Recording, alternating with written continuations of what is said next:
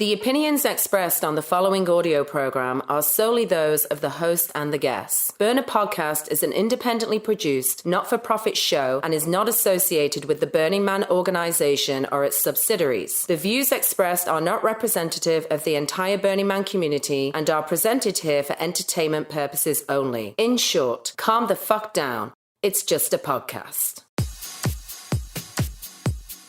Episode number 3.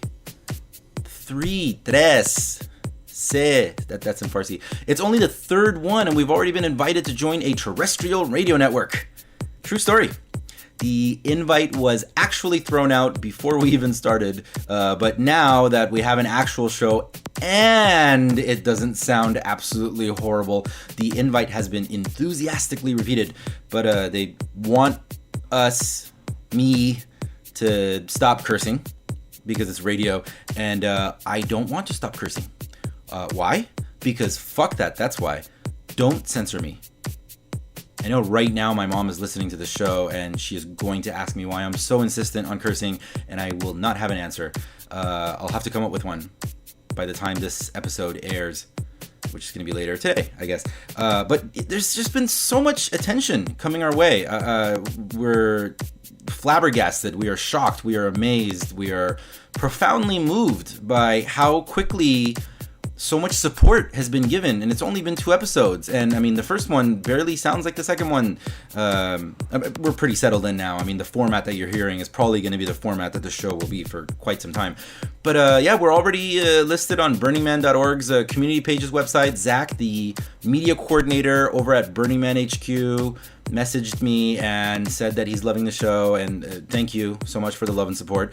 So it's pretty cool. It's pretty cool that we're getting all this attention and love. Not gonna lie to you, I was a little worried, so was producer Meg, when we first started the show, that after 2 or 3 weeks a cease and desist letter would come our way, because we forgot to check like some tiny mark or something somewhere, which is completely reasonable. I mean, the brand, the name, everything has to be protected, because if every John, Jane, and asshole in the rest of the world decided to just use whatever they wanted to use from Burning Man to start making money or whatever it is people are doing out there that's doesn't fit the 10 principles, you know, yeah, it has to be policed, and I do not object to that whatsoever, and I am psyched that they're listening to us over there at HQ, so that's fucking awesome. Shout out to you guys over there. I'm gonna keep cursing because fuck that. There's new and exciting stuff coming our way. The network is going to be expanding, believe it or not. It's already happening. There's already other people showing up to our doorstep and saying, hey, can we come in? And the answer is yes. So we'll be making those announcements pretty soon as well. But anyway, you know, let's move on to like my little opening monologue thingy. A few weeks ago, I commented on a post on Facebook about this high school football player. I don't know if you guys heard about this. This high school football player had a threesome with his teachers. And we won't get into the statutory rape part of it. Yeah, I know. The kid was 17. One of the teachers was like in her 20s. The other one was like early 30s. You know, I'm not an idiot. I understand that it's not a healthy situation. But I was just joking around, and I left this comment about how I've never even had a threesome, and this 17-year-old had one with his 2 hot teachers. And of course, the news posted photos because they were both pretty attractive. I'm not gonna lie to you. I mean, I know. I don't want to jump on that weird double standard bandwagon where it's like okay for a guy but not okay for a girl. But I mean, they were pretty hot, and I would have been stoked if I was 17 and I had a threesome with 2 hot blondes. But anyway, it got posted somehow. Of all the ridiculous brain farts that I leave on Facebook, this one particular comment happens to show up on like everybody's news feed somehow. Everyone. I don't know how that happened. The comment was left on the post of an artist friend of ours in the hip hop scene, a very talented hip hop artist by the name of he goes by Von Poetic Death. He is a filmmaker, phenomenal filmmaker. He makes me want to quit filmmaking because he's that fucking good. But anyway, I'm not going to go off on that tangent. Look up Bonpo, look up Organized Threat. They're pretty badass. Anyway, in the coming weeks, I have like 5 or 6 different burners express their shock that I've never had a threesome. First of all, I'm pretty fucking flattered that this little fact seems so unbelievable to my beautiful friends. And for the record, I've been to the airport. I've just never like fully taken off. If you understand what that means, it's like smoking just like one hit of DMT and then seeing some crazy shit and then not actually meeting God. So I'm as flattered as I was and as flattering as it all was. And again, I can't wrap my brain around why this one comment on a post of a friend who shares exactly 0 burner friends with me happened to show up on like everybody's feed. But here's the part that amuses the shit out of me. Apparently, to you dirty hippie deviants, a threesome is like the bare minimum. The outrage and shock that people expressed, like, dude, seriously? Did you guys hear that Arash has never had a threesome? In burner world, apparently, threesomes are like a step below missionary. And thank you to those of you that offered to facilitate said threesome. I do appreciate it very much. I'm going to go ahead and let that just work itself out naturally. I'm certain it's going to happen. I'm like the 40-year-old virgin of the desert people. But seriously, guys, come on. That's crazy that it's like the absolute bare minimum. So I love it, though. It's hilarious. And it's hilarious that that subject came up in like 3 different parties that I went to. Completely out of the blue. Hey, Rush, you never threesome? Yeah, fuck you. No, I didn't. Go away. Anyway, on today's show, we've got Aliss Wang. Aliss is pretty difficult not to love. She kind of just radiates peace and warmth and all the other hippie woo-woo shit. And I'm not going to lie to you, this interview is a bit of a train wreck. You know what, train wreck? Maybe train wreck is a strong word. It's a bit of a car wreck. Train wreck would be really bad. It's a beautiful train wreck or car wreck or whatever you want to call it. I mean, you'll love every second of it. I'm not going to lie to you. But this one, see, Aliss has that like monkey mind thing.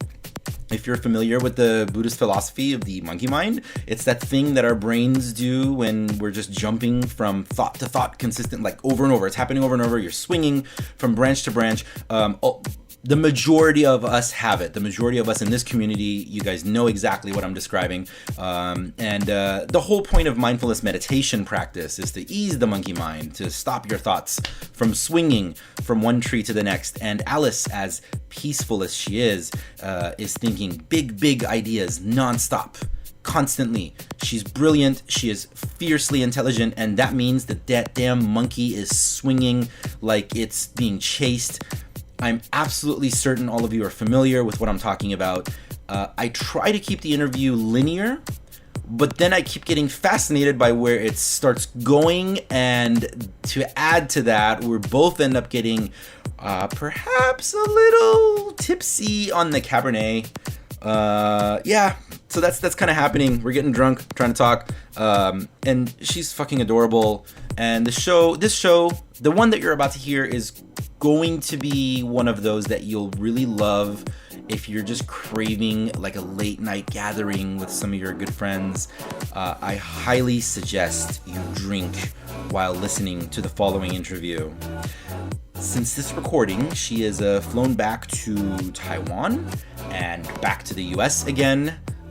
She may have visited Zimbabwe on the way back, possibly a stop in Burkina Faso and Melbourne. I don't know. Hell, dear listener, you might be in Nebraska and she might be sitting next to you as you are dearly listening to this podcast. So here it is, our interview with Aliss Wang, life coach, documentarian, healer, world traveler, all around awesome soul. This will be as much fun for you to listen to as it was for me to be a part of. I'm not gonna lie to you, I had a really great time with it. It's just, as far as like professional interview standards go, I'm no Walter Cronkite. Anyway, I go by Mr. Arash, even though nobody calls me Mr. Welcome to Burner Podcast.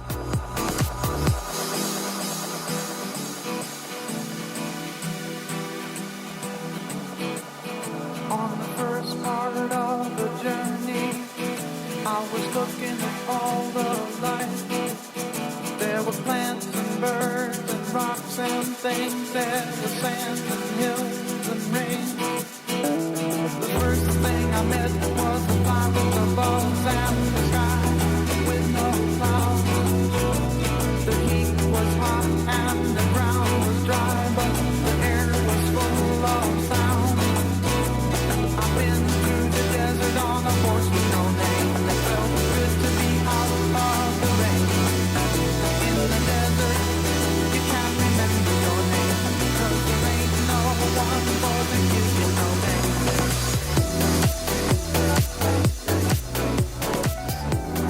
I was saying though, for a while there, I was trying to like write my personal manifesto.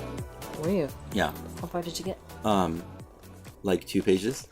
But That's pretty good. the point of it wasn't to like put it up on the walls and like start my own revolution. It was just so that I could like remember lessons that I've learned and have like little sayings for myself. So I should have interviewed you at Utopia, and you could have whipped out your manifesto and been like, "What's your revolution or revelation?" And then you'd be like, "Well." Yeah. I whip it out randomly all the time. It's very awkward for people. But it's nice that over there it wouldn't be an issue. Because we're in that kind of environment. Exactly. You're free to just reveal yourself. Your manifesto or whatever it is. I've heard about a few revelations on site. Wait. The last one was actually at the burn. Sorry. I keep my revelations in like my trench coat and just randomly show it to people. But one of the things that I'd written in there was plan like a German and execute like a sniper. I think it was like something like that. And see again, Germans do plan for everything. Yes, they're heavy planners. Like it was like this. I'm really big into like the cultural sociology, that kind of shit.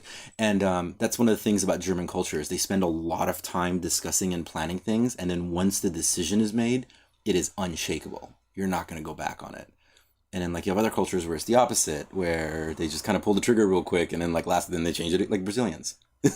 They're like, fuck it, let's do it, whatever. And then 10 minutes later, they're like, let's just do something else. So that was like one of the things that I'd written in my manifesto.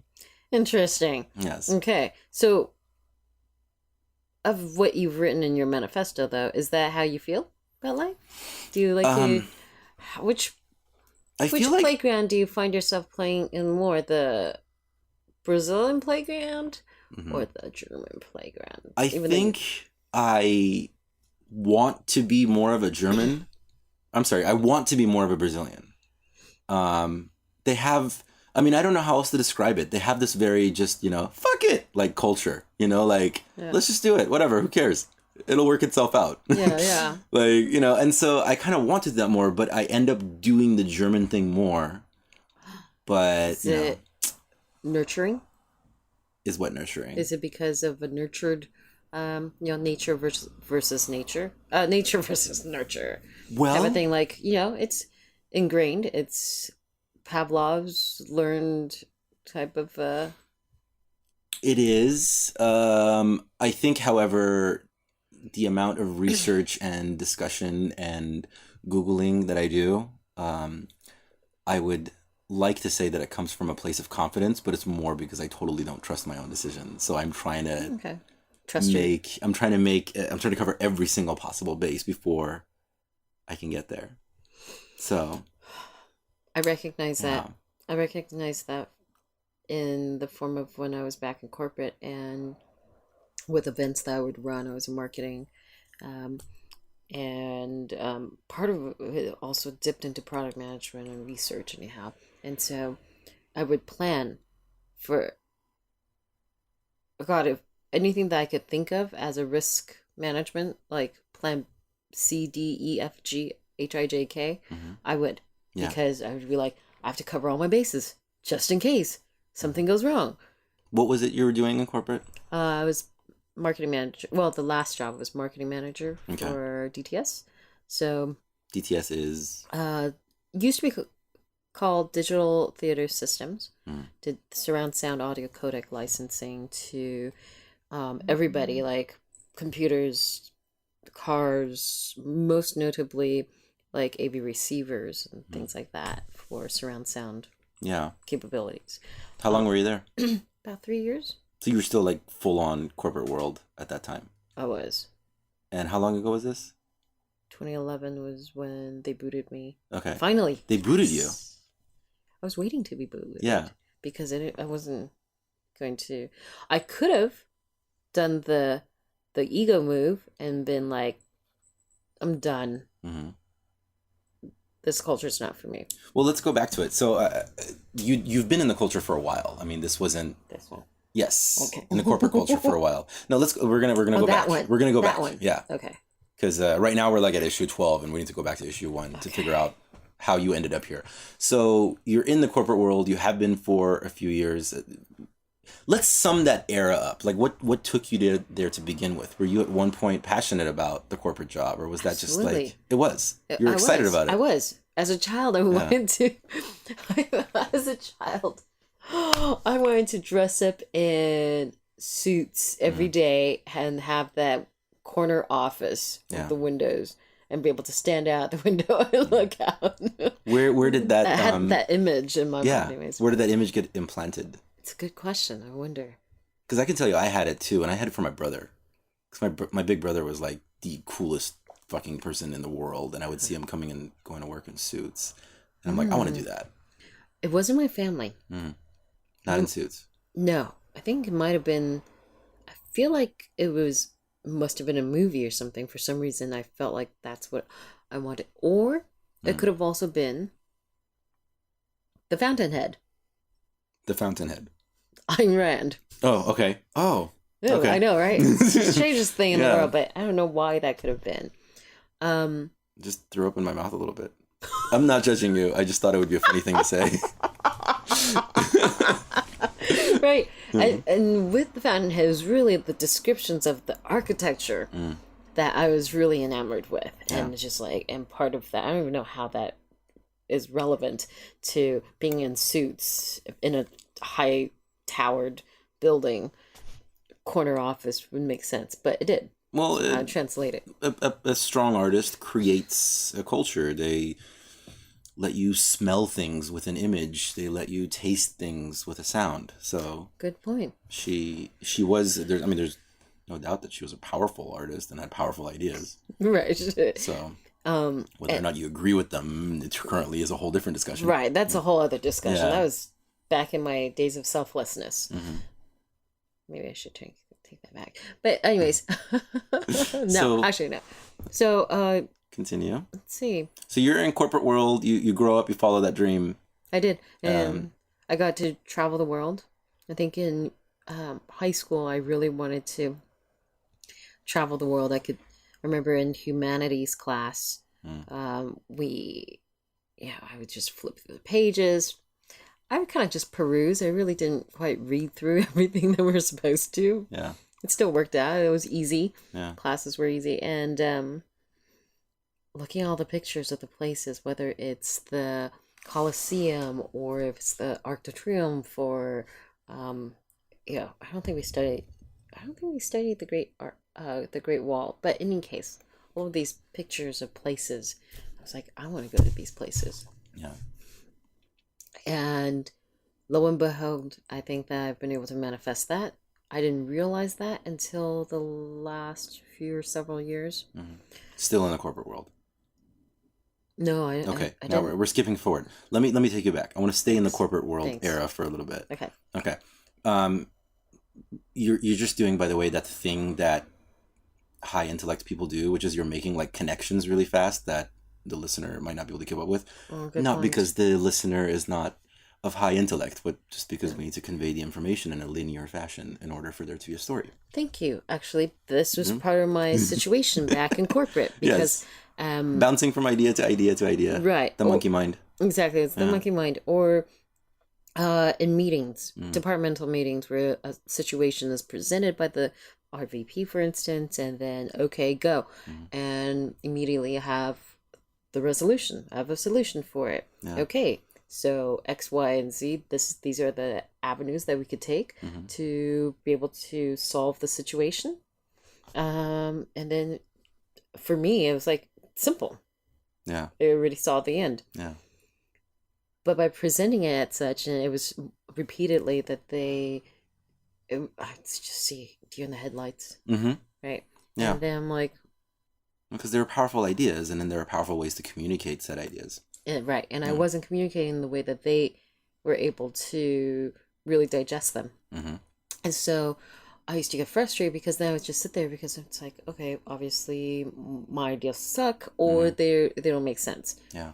An hour would go by. At the very end of that hour, then my boss would come up and start talking about, oh, it's like an algebraic equation.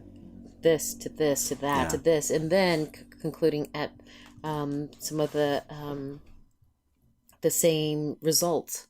Or actually, usually concluding at the ideas that I presented at 5 minutes into the meeting. Yeah. I would get frustrated. I'm like, wait a minute, didn't I just say that 55 minutes ago? Yeah, it's that's interesting. It's kind of like this thing that I've always spent time analyzing.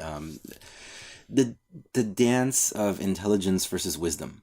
You know, like we have psychologists today and sociologists, and we have our education, and we go through the ringer like understanding a certain thing about human behavior, and then we look at our parents' generation and they just like didn't have any of that, and yet they figured these things out from a whole different angle.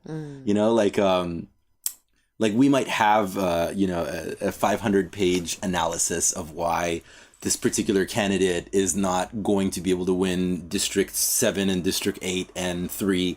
And then like your grandfather would be like, oh yeah, ears too big. You know, people with ears too big don't win elections. And they're like totally right. So you're kind of experiencing some of that in the corporate world. Yes, absolutely. It was. So let me go back to that. So at one point you said that you got to travel a lot. That was thanks to the corporate world still? Yes, it was actually. Yeah. I was able to acquire jobs almost directly right out of college. Were you a marketing major? No. What was it? I entered as a business and I exited as a liberal studies major with a major emphasis in English and a minor emphasis in business administration. So when we're talking corporate world, what is it exactly you were doing? So when I first got in sales for electronics manufacturing.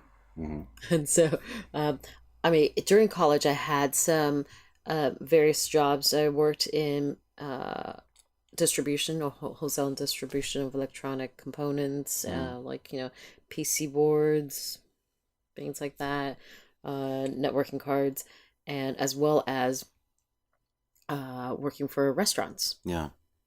They serve food. Great. I get meals served. So after college, I got a sales job in manufacturing, and it was for a Taiwan office or a Taiwan corporation, and I represented them here, but also had the opportunity to actually visit Germany, for instance, CeBIT, CES here, Computex in Taiwan, and then also the opportunity to hop around in Europe a little bit.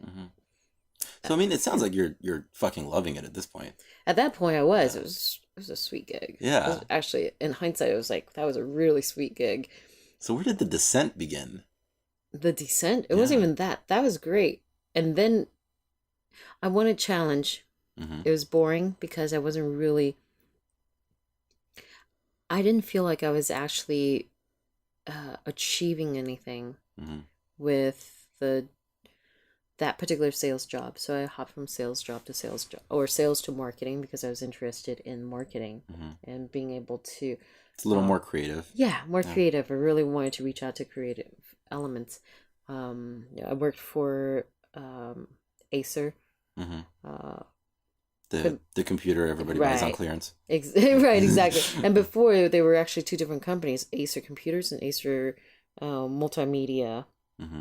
And so I was with the multimedia branch, and they're the branch that actually, or the segment that actually was making money versus Acer Computers at the time. And then they were going through a branding change because of that to turn into BenQ. BenQ? Yeah, BenQ. And so I was out in England to work with that branch. So I want to let's skip ahead. You said that you wanted to get booted. Oh, okay. Jumping forward several years later. Right. I know. Are we being recorded? We are. You can cover up, certain details and names. Cool. Because nobody knows or gives a shit. Like, we just want to hear the general story of your journey, not so much the individual contractual details. Great. Good. I wanted to get booted. I didn't know exactly what I wanted to do at that particular time and place anymore. I knew that I wasn't happy. I knew that I was in a culture that was not suitable for me. What about it? I can only describe it as being toxic. Yeah, and it wasn't the environment that I felt like I wanted to thrive in. Was it that particular company, or was this a general feeling that was building up in you over the years of working corporate? I would say it's probably that particular company. At that time, it was. Because I've had other jobs where I had amazing connections with people that I worked with. Not to say I didn't have that with the people at this company. Sure. But as a whole, I think that there's a sense of family when we feel like we're in a tribe, when we're we're aware. Wanted, when we're accepted as who and what we are. Sure. And then we're able to be free to be who we are and expand. And then there are other situations or communities or places where we get into where it's just not the right fit. Right. So, but at the same time, I think that was also my sense of perhaps the industry as a whole. And then, so was there a moment that you, for lack of a better description, subconsciously or consciously concocted the idea of getting booted? I think I subconsciously concocted it first. I definitely searched for jobs at the time as a way to explore other potentials. Yeah. It's kind of like doing a lot more window shopping when you feel a relationship coming to an end. Right. Yeah. There you go. Yeah. I was window shopping, but then, when you like new relationships, let's just say your relationship is coming to an end, and then you meet someone new. If you let somebody know that, hey, well, this is ending, an inevitable question might be, well, why? Or why would you be interested in me or whatnot? And I got stuck with that question. I answered it. I didn't believe my own answer. Yeah. It reminded me back of a time when I used to lead church youth groups. Way back. In a previous life. Yeah. And I remember right before I left church, I'm up there leading. I remember leading prayer. And I had to, because I'm leading prayer, I'm saying certain things that I should feel passionate about and I believe. And I felt myself lying. Yeah. I felt myself being insincere and inauthentic. Yeah. And that just felt wrong. And I was just like, I could feel it within my whole body going, I can't do this. Yeah. So what happened that you got booted? What happened afterwards? Yeah. No, what happened when you got booted? What got you booted? I'm not sure if I could speak to all of this. Okay. Technically. Okay. We'll skip ahead. So you got booted. Right. You wanted to. Right. But actually I can. Actually I should be able to. Basically, annual review. So it's just a performance issue. They said it was a performance issue. Yeah. I asked for records and they did not provide any. Okay. Of performance issues. Okay. But it was a great opportunity for me to just accept it as is. I got the answer that I needed. And essentially, it wasn't the right fit for whatever reasons. When you're done, you're done. Yeah. Like, it doesn't really matter anymore. It doesn't really matter. It mattered for me at the moment, but then in hindsight, it doesn't really matter. So you're out of there. You're out of the corporate world. I got what I needed. Yeah. And which was, there wasn't really a need at the time for, hey, job well done or anything anymore. You didn't need validation anymore. Right. Okay. And during my stint, I felt like I needed validation. Yeah. And I kept striving, kept trying to prove myself, working around the clock, 20-hour days, were the norm. And so it was just like relief. So this is 2011, is that correct? This is it ended 2011. Okay. So ended 2011, you're out on your ass. Yeah. I'm assuming you That's have great. some time to reflect. I mean, what was your plan for the next step? What did you want to do? Actually, in my head, I had already planned. I already planned to downsize. Worst case scenario, downsize everything. I did have, can I say it, shitload?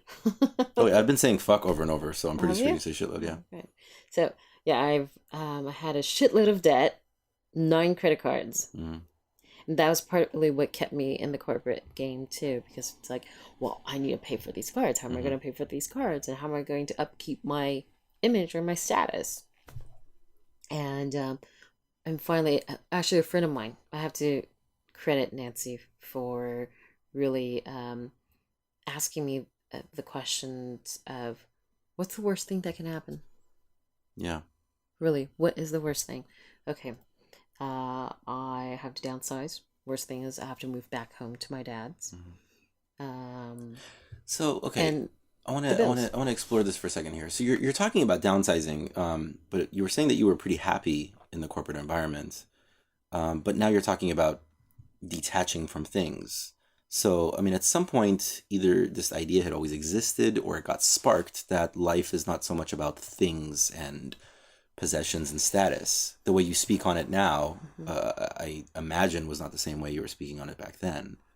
Was there something that happened that sparked this idea that you wanted to downsize, that you wanted to start detaching from things and exploring your own path?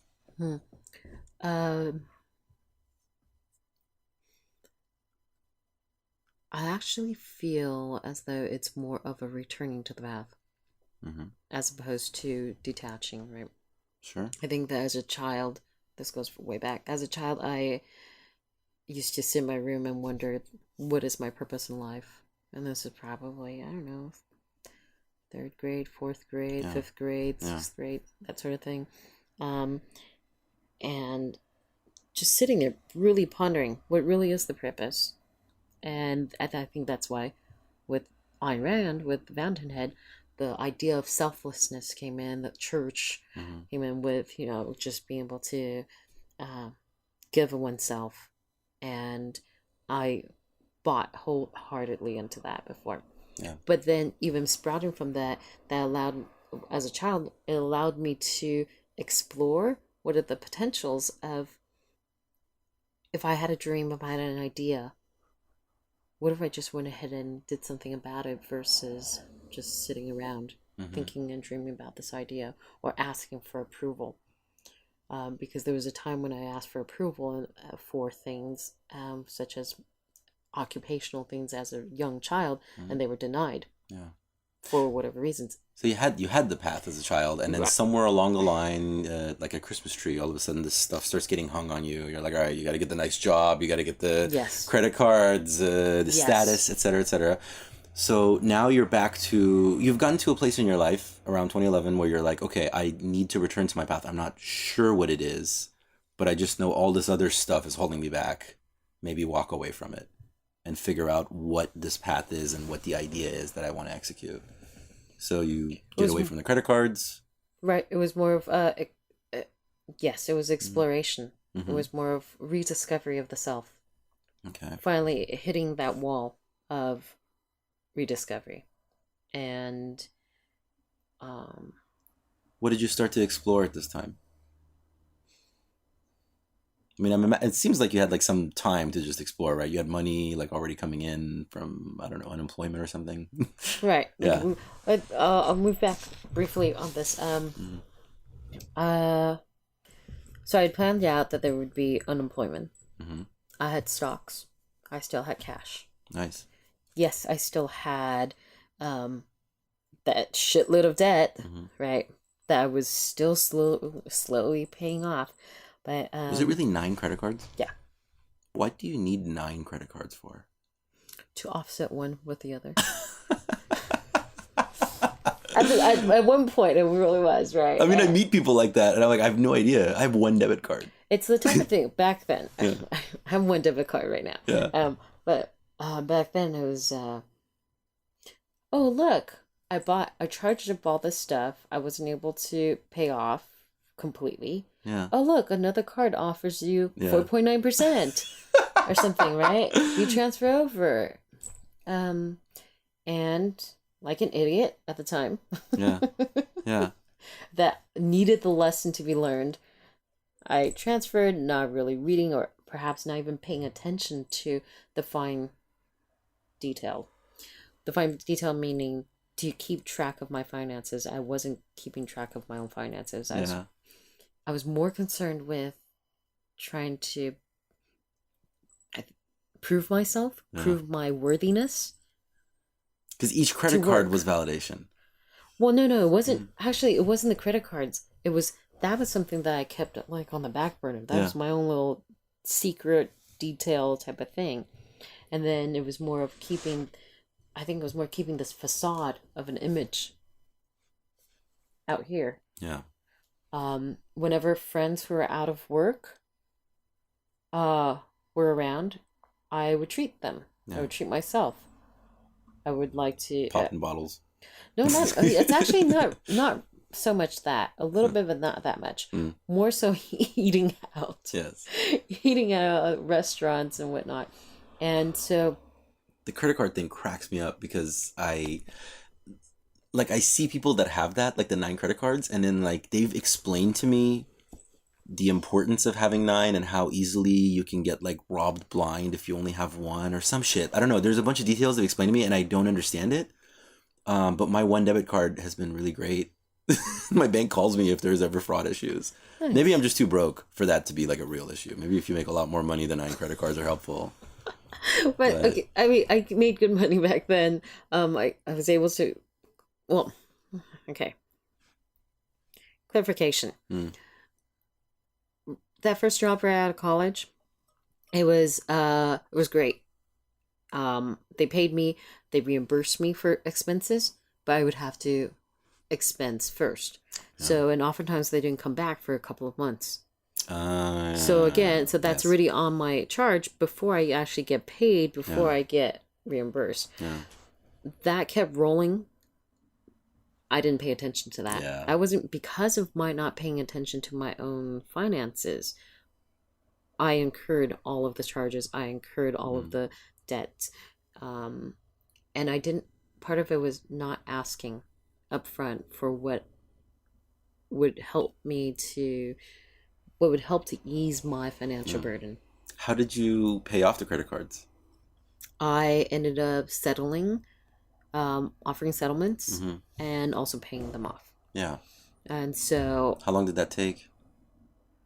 I finished paying off the last of the 9 March this year. Oh, nice. Hey, cheers. Yay, cheers. That's the sound of wine glasses.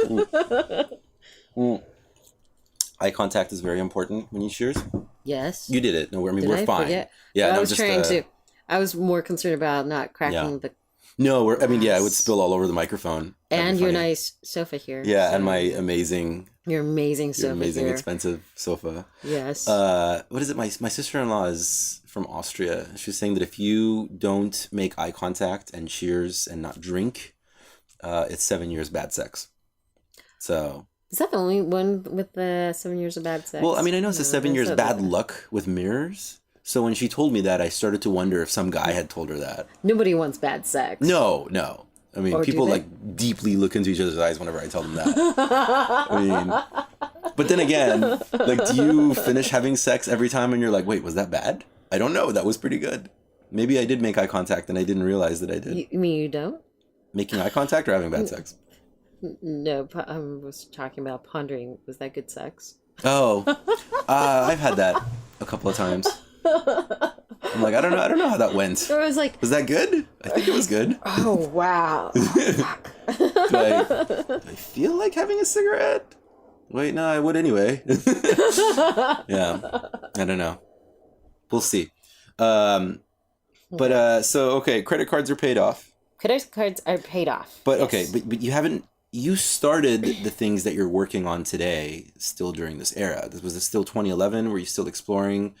When did your ideas start to come about for the? I want to get into the stuff you're doing now, the documentary. The stuff I'm doing now. Okay, so 2011, I decided this is my time, to discover more about myself, and to really discover what it is that I really wanted to do. How did you do that exploration? It was actually multiple things through relationship, through my mother had decided to get into the dry cleaning business that year. So I just happened to fall into it and went to help out.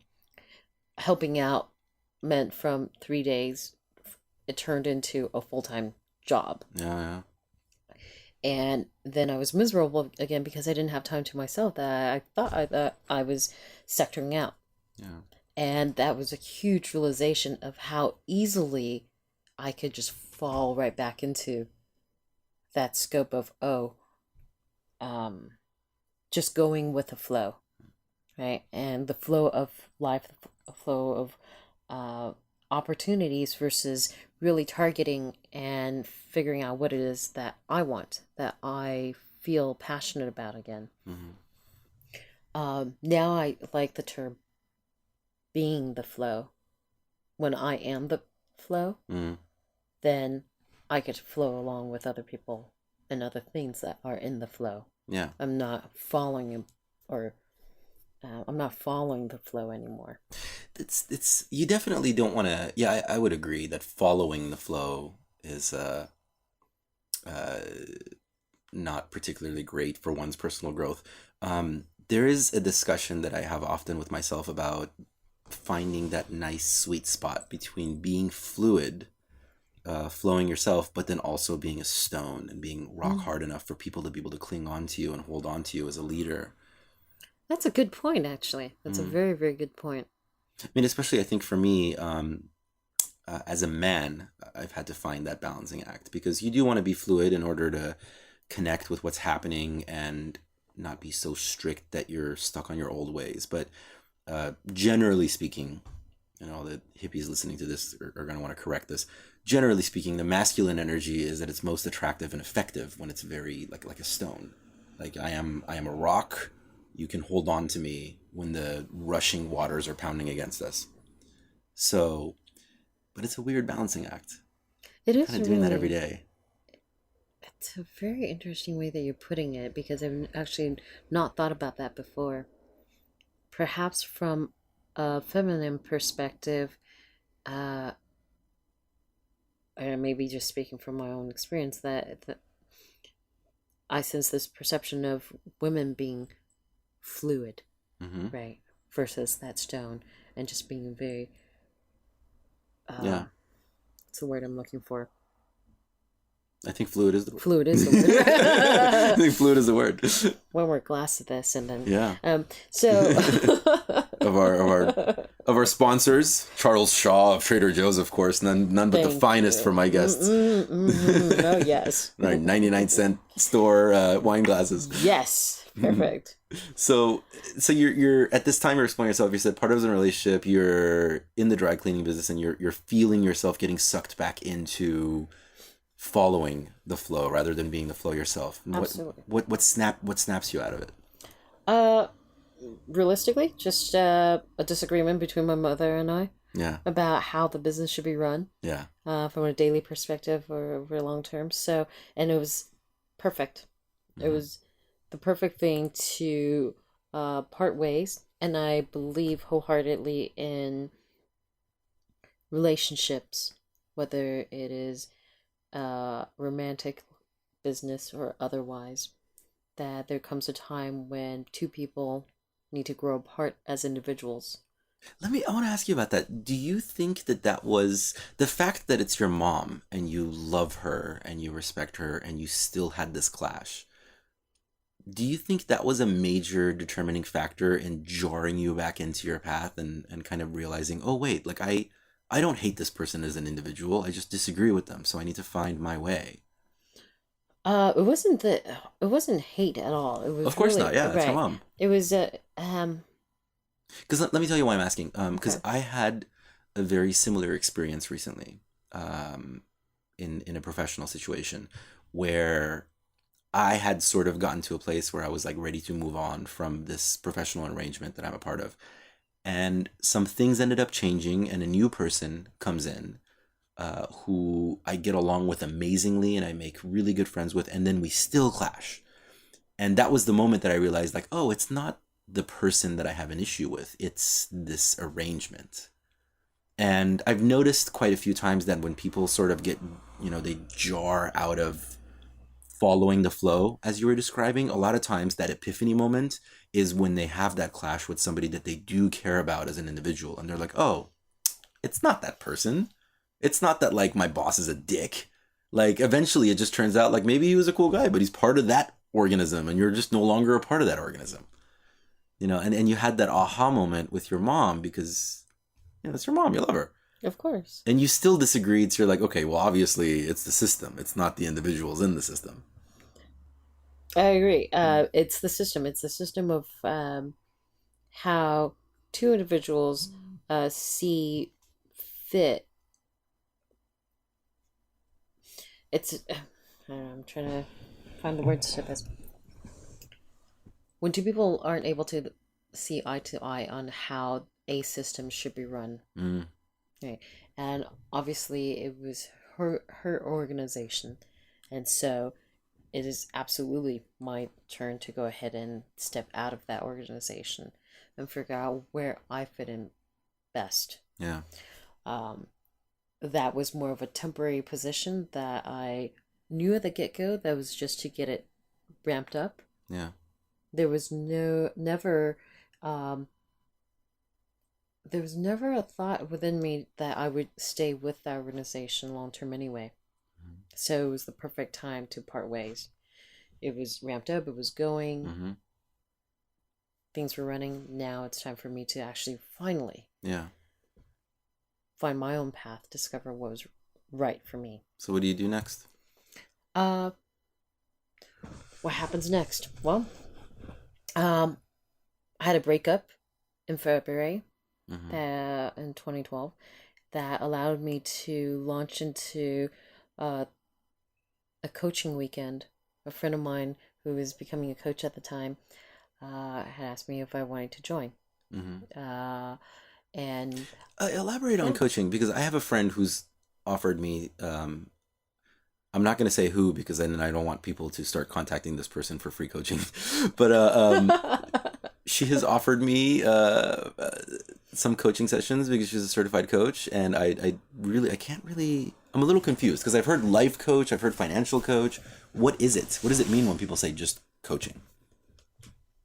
I think that people have different terminologies, or there are different ways to coaching, and there are different types of coaches. Some coaches call themselves coaches when they are mentors, right? When they tell you they advise you on what you should or shouldn't do. Do you pay this person? You can, yes. Okay.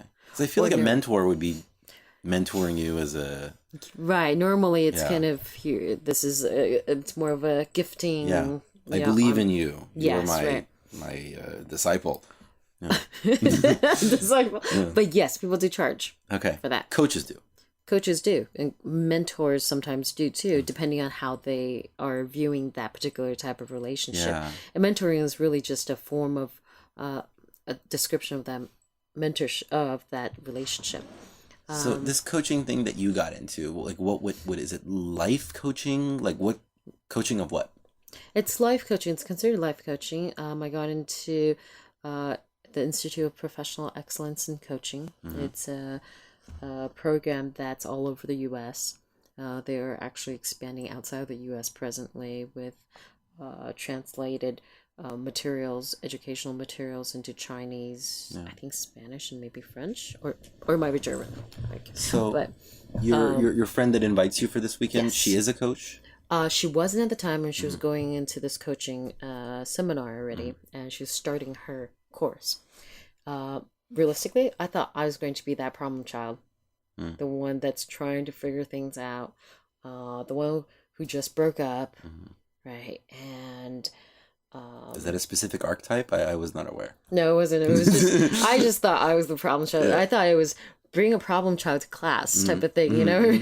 Problem child for the coach? Like they wouldn't be able to Pretty figure you much. out? Yeah. Kind of that sort of thing. Like, every coach bring a problem child so that you could work on them. That was my, notion, because I had no idea what a coach was. Yeah. I'd seen it out and about.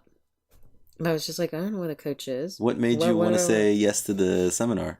I read up a little bit of what she sent me, and I thought, well, Fuck it. yeah, fuck it. Let me go check it out. I mean, what have I got to lose? I could either They have book- orange juice in the morning. Yeah. They did serve. They did serve They serve stuff. continental breakfast. I think so. Sounds so fancy, but it's like usually just a roll and A roll, a few rolls, burnt coffee. and some OJ, maybe, Yeah. maybe. But I don't know. Did they serve? Can't remember. Anyways, I didn't go for the food. I went for what I thought was therapy, because I was at a point where it's kind of like, wow, I'm really having a difficult time with this breakup. Thought we were going to potentially get married, things like that. How long were you together? It You know that was going to be the question. was a really intense 1 year. Okay. Okay. Super intense. That's okay. But anywho, so I decided, well, I could go and pay for therapy. I could get to check out this coaching thing. Yeah. Great. I had to be committed for 3 full days. Not like I was really doing anything at the time, right? Perfect. I don't have a job. I don't have a boyfriend. Right? Yeah. So I get in, and it was an amazing weekend. Not only were we coached, everybody was coached, and everybody got an opportunity to coach. So from that, it was practicing. It was also kind of like practicing what we preach, essentially. And I got to meet so many people. I got to practice the art of coaching, and I realized something that felt really familiar. The way that coaching went about. Sure, there were certain techniques that we were learning, but part of it was what I think that I did intrinsically, that I've always done. And part of that perhaps lends to just listening intensely. I'm actually not really familiar with being interviewed. I'm more familiar with asking questions. Yes. I know. We started this interview with you asking questions. Ah, God. And then I flipped you around. You did. And then you were like... Yeah. Like, I'm in charge here. I noticed. Yes. You took the reins. Because I am man. Beating chest, yeah. And I am woman. Yeah. I have my ways. We don't actually even have a podcast. This whole thing is a sham just to get girls in my apartment.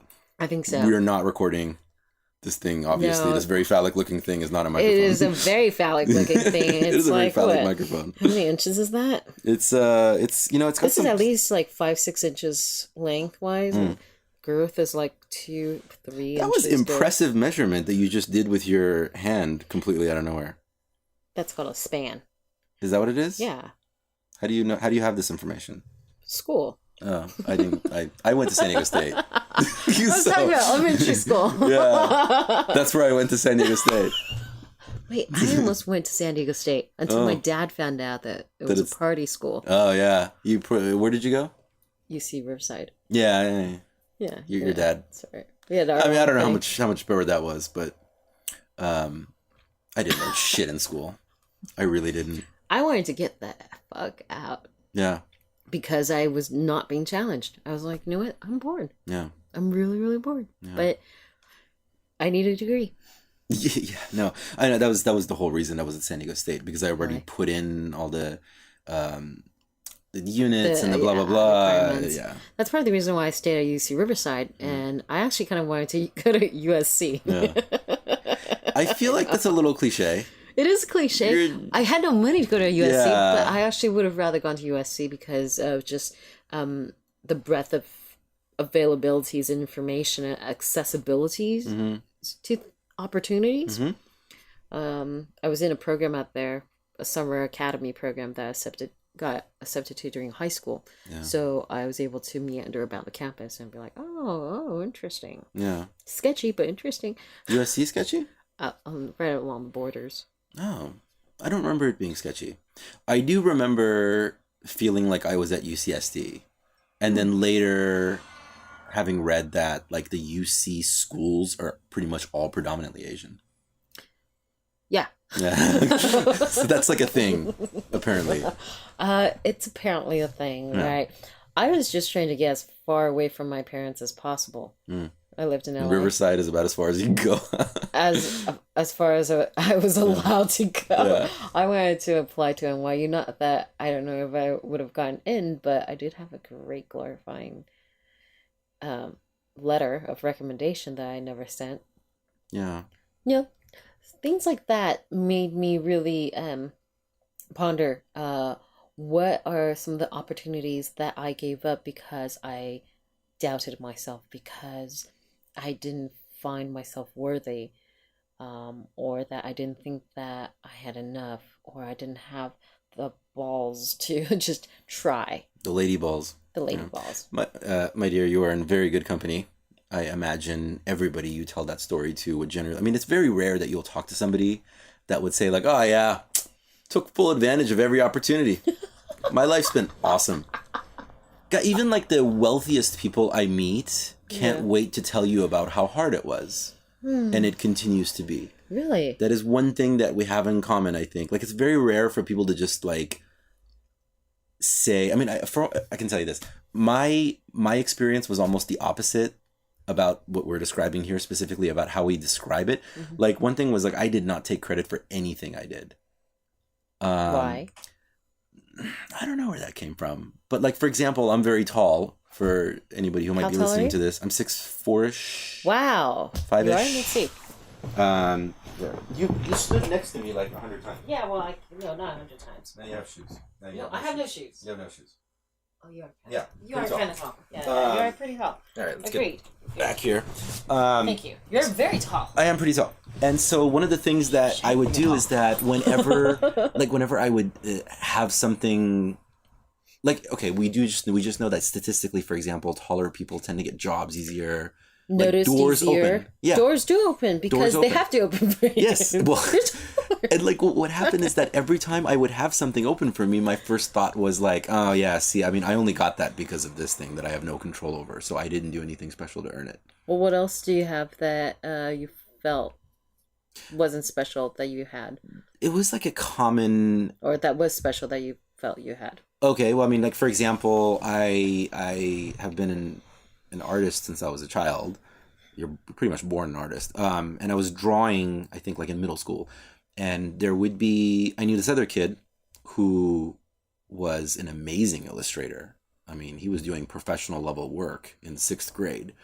And my drawing was just a hacky, like it was bullshit. I drew like the bulldog from Looney Tunes, and it was like totally almost copied, Wow. but then I would get like all this credit for it, and then they put it on like our team t-shirt, and like every time people needed drawings, they'd run to me and ask me. And the other kid, of course, like he hated me. He looked for any excuse to like attack me, like to talk shit about my art. And I don't blame him because he was really fucking good. And so I felt like the sham thing. Like I'm totally a sham. And the reason that I'm getting the attention is just because like I'm nicer than he is. and I would welcome people to come and ask me to like draw things for them rather than just being so fucking good that people were like, I must have your illustration on my notebook, you know? And I guess looking back now, part of the lesson that I've learned that I'm curious if you've learned as well is that your personality and how you network with people is a huge factor in getting your art noticed. And you're always going to meet people who will be better than you. Always. Like that never ever stops. But if you have other talents, such as socializing, and maybe just you're very sincere and you're open and you're connecting with people and you're making friends, and some more bitter people will say, you know, that old saying they have, it's not what you know, it's who you know. Mm-hmm. That is true. Mm-hmm. But if who you know opens a door for you, you better be fucking ready to walk through it. Good point. Because you could go out and tell everybody you're an amazing photographer, for example. And then somebody says, hey, we need an amazing photographer to come shoot this billboard. And then you show up and you can't perform. Then you're a sham. But you got to know the right people, but you also got to be ready when the opportunity does present itself. It's the preparation versus preparation meets opportunity. Yeah. Somebody said that you're doing quoties Right. Yeah, for the listeners. It's what is it? Opportunity. It's like that old saying. Somebody did a twist on it though. Like opportunity is for the well prepared. I don't know. Who knows? We'll think about it later. We've been drinking a lot of wine, is what has happened. Or maybe not enough. Yeah, or not enough. I will grab the wine. I'm just kidding. No. You're getting a refill. So, but go back to that though. So the coaching weekend, continue to. Yes. So it's amazing. You have big epiphanies. What is the big thing that you got out of it that moved you to the next step in the journey? Well, as you are liquoring me up here, thank you very much. The epiphany was that this comes so naturally to me. Coaching. I like the sound of that. I wonder if the mic got it. I wonder. You want to do it again over here? Oh, here. Let me see. Yes. Do it closer. Okay. So that they could tell that it's a hefty pour. Yes. Oh yeah, no, I mean it's $3 wine, so we're gonna fucking drink it. It's a fucking hefty pour. I think it's over, right? Cheers. Here, salute. Salute. Alright. So coaching, it comes very naturally to you.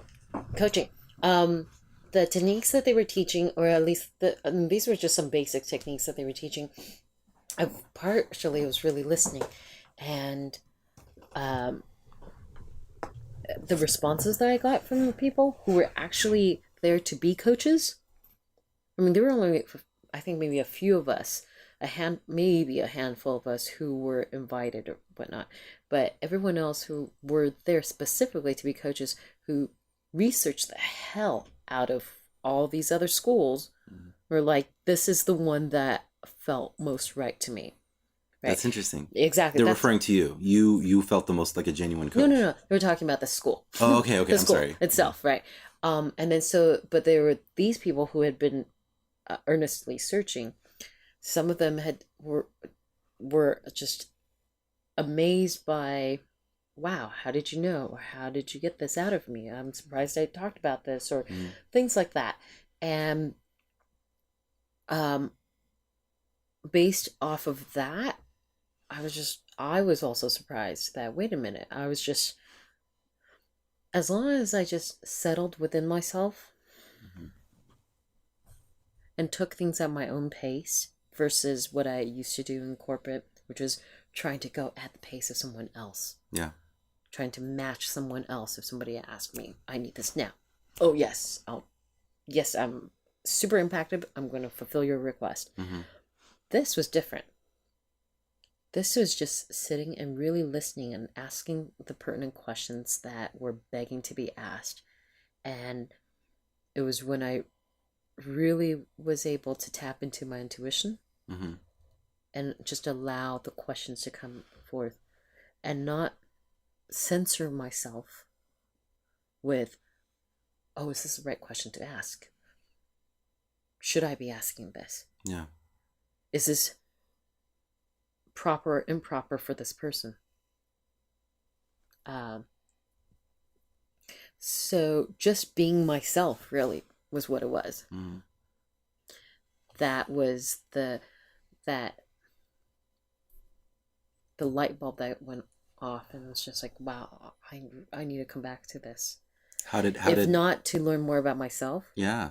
then for this profession. But most importantly, first and foremost, I got into the program because it was for me. Mm-hmm. Yeah. So then how does that connect to your current project? My current project. Which is the big thing that sort of all the story leads to, is the climax of the story. Dun dun dun. Yeah.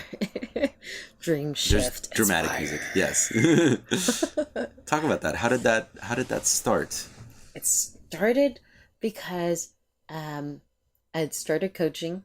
So my program was going forward, and I realized at one point, and I was coaching some people, and it was a succession of events actually, that allowed me to realize that I wasn't walking the talk fully as a coach, because my focus was on life purpose and life planning, redirectional transitions, and that was also partly of where I was, and I realized, oh wow, wait, I'm actually still in that transition.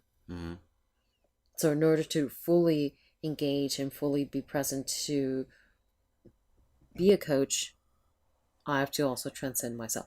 Yeah. Life is always about transcending, right? We're always moving in a direction. Exactly. That's definitely one thing I've noticed. Everyone is always moving in a direction. You're either moving towards a more fear-based and closed-off direction, or you're moving towards a positive and opening direction. And anybody who thinks that they can keep still is just delusional. Exactly. So you might as well pick the other one, the upper one. You're like the other one. Yeah, the good one. But good then, one. see, that's where I think good or bad is also still an illusion of the mind. Depends on whomever is actually making that judgment.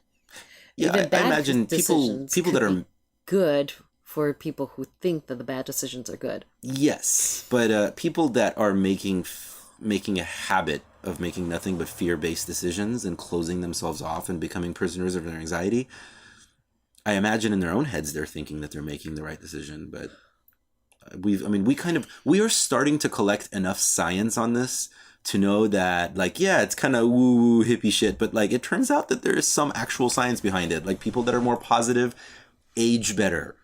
You know, you put my uncle next to my dad. My uncle is older. My dad is a negative dude. And my uncle looks younger. Like, he just glows. Because my uncle had this attitude of, just let it go. Whatever, life's too short. Like, he didn't let that hold himself down. So now we have, like, the science that does show that positivity, like, it does help your health. You mean kind of like looking at burners versus regular 9-to-5ers who are really miserable? Yeah, I agree with that. I'm just, in general, Yeah, how youthful and vibrant absolutely. this particular culture or community, if you will, looks in comparison to another community who's very stringent and focused on, oh, this is the norm, this is how it has to be. Yeah. It's kind of like that. So, but to your point of picking perhaps the more, lack of a better term, the high road or the positive or the good, or more higher vibrations, if you will. Yeah. True. There's definitely more. There's more scientific research into that, and or as far as people's experiences, relatable experiences, to document that. Yeah. I think that. So I spoke with Shaman Durek at Sunset Camp Out earlier this year. Okay. An opportunity. And he said something really, I think, really wise to me. Everybody's going to choose how they want to, in not so many words. This is how I'm kind of interpreting it. Everyone's going to choose how they're going to play this life. Some people are going to want to vibrate higher, and some people are going to want to vibrate lower. And those who choose to want to vibrate higher, they're going to search for that, and they're going to seek that out. So if we are people who want to seek that out, higher learning, higher vibration, seeking how to better ourselves in the world around us, then we will find the people, we will find the places to do that. We will enable ourselves and the people around us to make that happen. And we will also, like coaching says, like attracts like, and we will attract those onto us.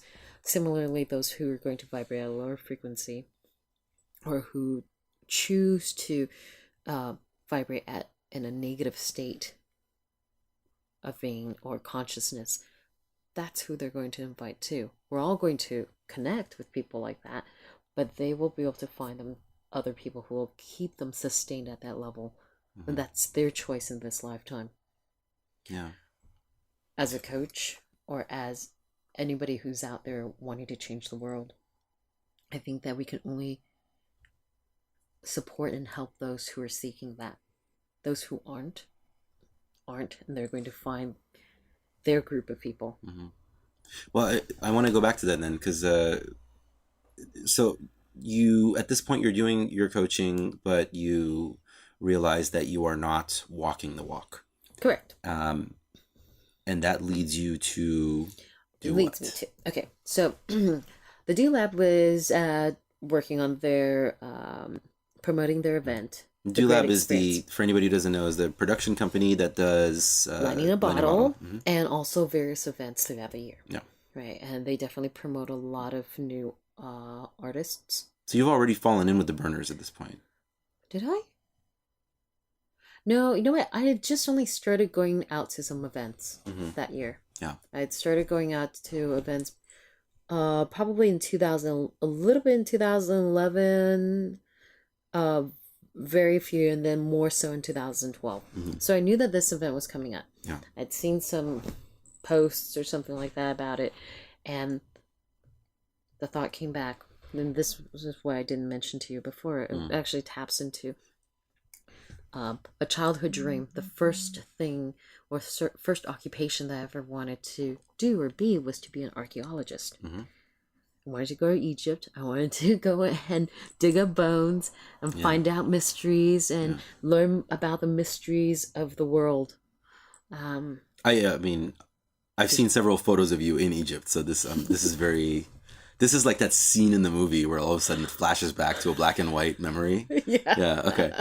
Yeah. So I remember for some reason, I didn't dare tell that to anybody as my first choice. And then my second choice as a child was to be an attorney. Was it attorney first? An archaeologist or an attorney? Well, no, it was archaeologist first, and then I think it might have been attorney. No, I'm sorry, attorney was third.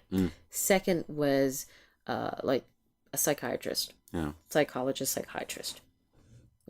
Really wanted to study how my family worked, right? Yeah. I'm like, what the? Yeah.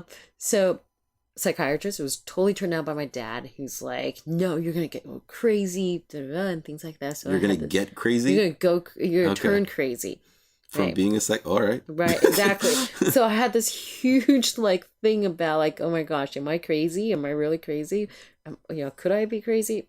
Complex for years and years. Gotta love that ethnic dad culture. Yes. Logic. Right. And then I remember, because archaeologist, for some reason I never asked, because I think I felt like they would automatically, my parents would probably be like, what the fuck?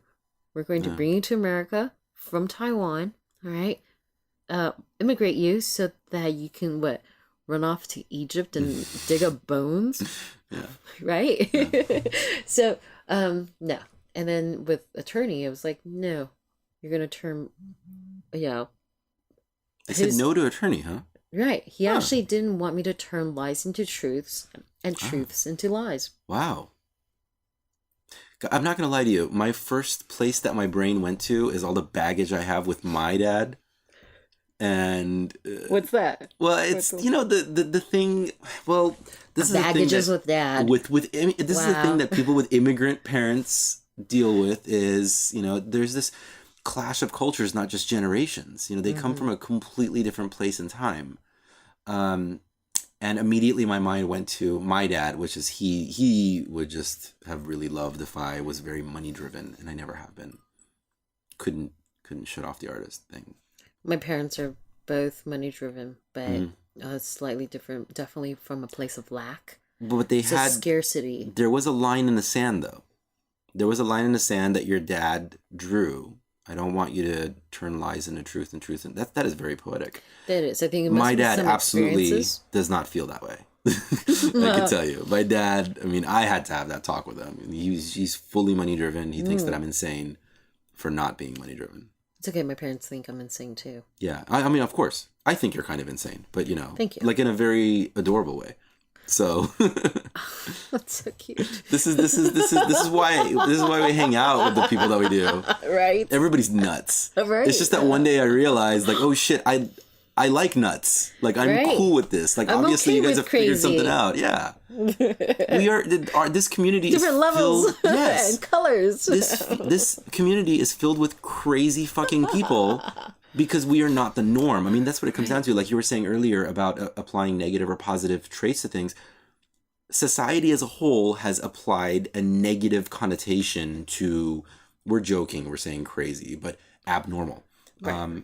And My dad says I'm abnormal. yes, Abnormal you friends. you are abnormal, Which is true. which is awesome. Yes. That's the point, though, is that society as a whole has applied a negative label to abnormal, when in reality, all that means is that everybody else has agreed that's the norm. Mm-hmm. We are not the norm. We don't line up with what the general population has agreed is supposed to be the way that people should be. And that's fine. Once you learn to remove that negative positive association with it, go down the rabbit hole, and you find that, some of the craziest fucking people I know are also the happiest. Exactly. And some of the most brilliant people I know as well. Yeah, absolutely. Absolutely. Because they are willing and they dare to question Absolutely. scientifically. Mm-hmm.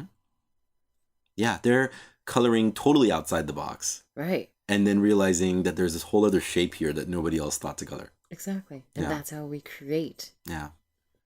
It's one of the things that as a photographer I've come to recently is, for many, many years, I was terrified of referring to myself as a photographer because I'm not a particularly technical person. We had this conversation. Yeah. Yeah. And for I guess I'll recap for the listeners. Thank you. and I realized that the people that I admire the most, the people that have made the largest impact in society as artists and as photographers and directors and filmmakers, they're not particularly technical. But they had a vision, and they just like, all right, I need to pick up a camera because this is the equipment I'm supposed to use. The people that are at the mid-level of professional, like if you were a professional photographer and you, who knows, have a house, have a couple of kids, like this is your job, this is your living, you will stick to the craft. For you, the craft is very important. For you, it's important to understand the light gauges, to understand exactly which settings to use at all times in order to produce something that could be printed on a billboard. Whereas for the crazy artists who just happen to be picking up a camera, that stuff doesn't so much matter. And they end up creating the wildest, newest visions that the rest of culture moves with. They're the tastemakers.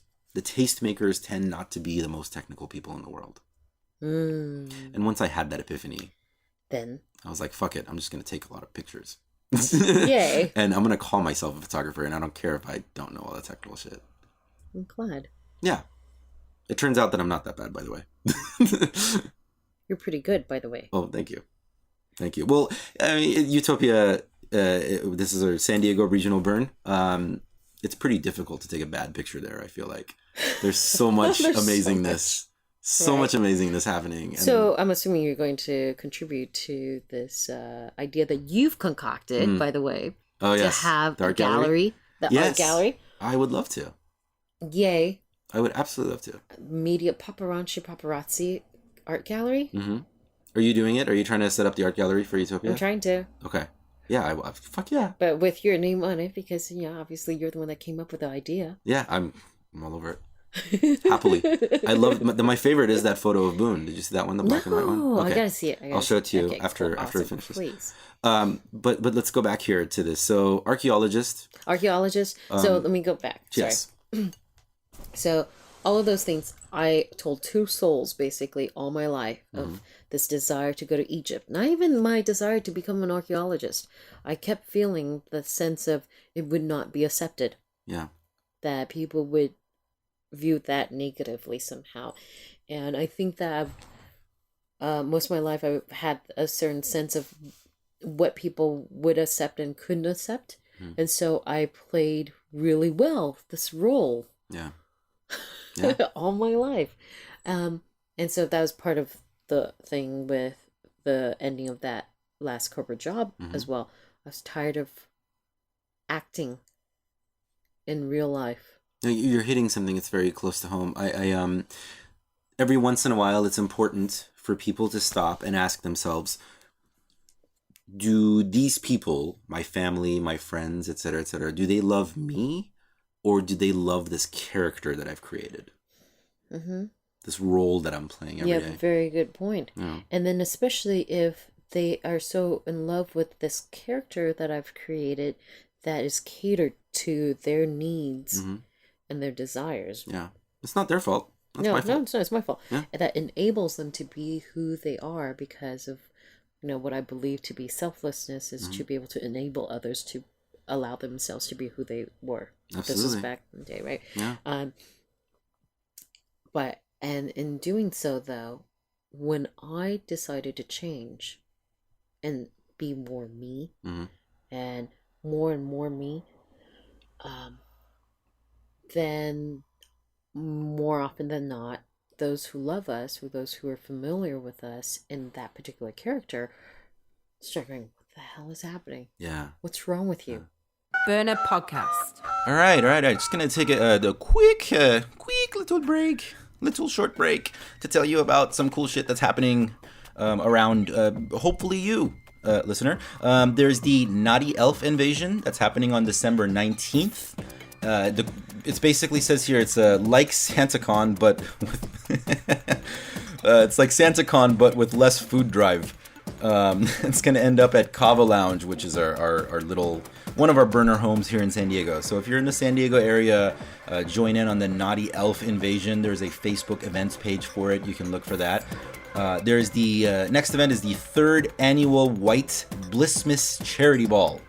Blissmas. That's going to be on December 20th. Blissmas is a fundraiser for participants who want to bring their creativity to Equinox. It's the overnight regional event that's held in March in Joshua Tree. So the White Blissmas Charity Ball, it's a bit of a tongue twister, that's the fundraiser for that. So there's going to be, all kinds of cool shit there, your typical stuff, your DJs, your art workshops. The audience at Blissmas is going to vote on projects, and then it looks like they're going to be distributing $15,000 based on your percentage of votes to the projects that are going out to Joshua Tree. In addition to voting on the grants for projects, everyone will be voting on the effigy that's going to be burned at Equinox. So that's pretty badass. This event is going to be at 10437 Burbank Boulevard in North Hollywood. You can probably look that up over on Facebook as well. There's the New Moon Beach Burn. That's on December 20th. Come celebrate the winter solstice and new moon in Capricorn. We will have a simple solstice ceremony at sunset, culminating in a big bonfire burn. We'll have wood for the fire, but please bring anything burnable you would like to contribute. And then blah, blah, blah. You know what? Just go look up New Moon Beach Burn. That's going to be at Fiesta Island, which is in San Diego as well. Fiesta Island's not really an island. It's more like a peninsula. But anyway, it's just more like a clump of dirt. It's not as sexy as it sounds, but it's still cool. It's a good place to have a little bonfire. Freaks on Ice! ! That's on December 27th. Join us for a night of chillin'.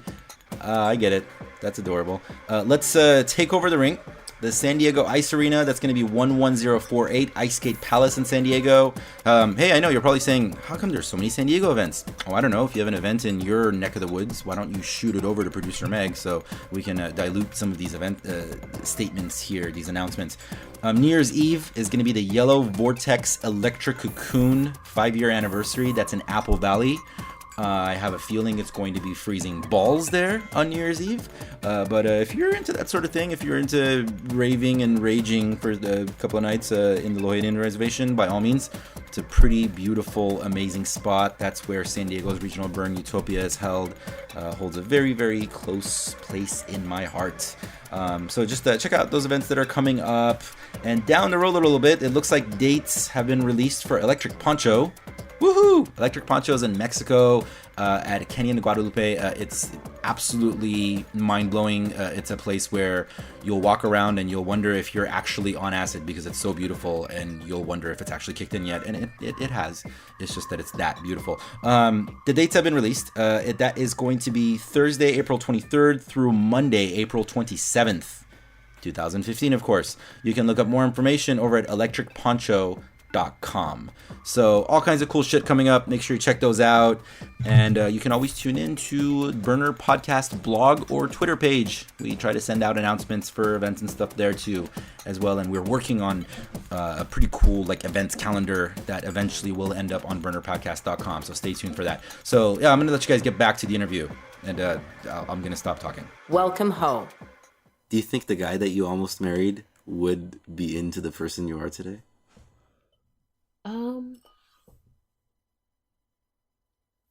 There were a couple. There was a couple you almost married? There were a few different ones, actually. There was a few different people you almost married? Couple. You were just on that mission. No, not really. Actually, the thing was, I wasn't at the time. That's the thing. It was just but maybe... No, this last one, though. You said the one you were with for a year. No, this last one, I was interested, and I thought that there were some talks, but again, in case... Would he still be infatuated with the person that you are today, though? Is the question. I don't know. What line of work was he in? You don't have to say exact profession. What Law. field? Okay. So he was a little bit more normal. Actually, no. Environmental law. No, it wasn't that. Nonprofit law. It had to do with credit law. Okay, so that's pretty normal. It's pretty normal, but I'm talking about I think that he himself is a burner at heart as well, and that's why I was trying to search for this community. That may have been what attracted you to him to begin with. That he had that sense of a thing that you were looking for inside of yourself at that time. Possibly. I think that we all attract people who are like us in some way, fashion, or form, or a reflection of us. Absolutely. In some facet. And so definitely beautiful, amazing, also turbulent time with him, but I'm so thankful to have had that time. I think, I don't know how to think in those terms, but that we were definitely supportive, and I think that I've since then, he was actually helpful in part of my settlements.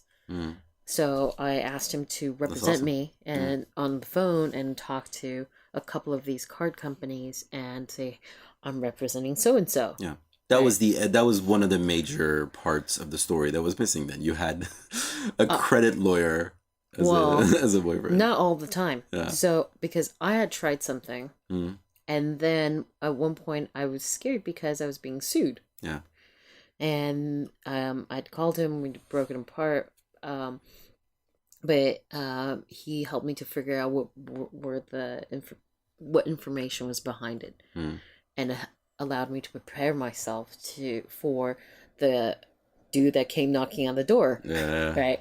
And so then when they came up, I was able to go, I've been waiting for you. Actually, no, it was the second time he came to the door. So it was like, I'm waiting. Well, thank you. Thank you for serving me. Yeah. How much did Have you a owe great that day. one that caused them to actually come to your door? That one, it was B of A. It was a little bit over $9,000. Yeah.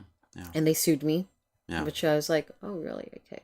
Like, really? Don't you guys have anything better to do? Right. Yeah. What about all those hundreds of thousands of dollars that people owe in mortgage? Yeah. Right. And so, and they sued me for that.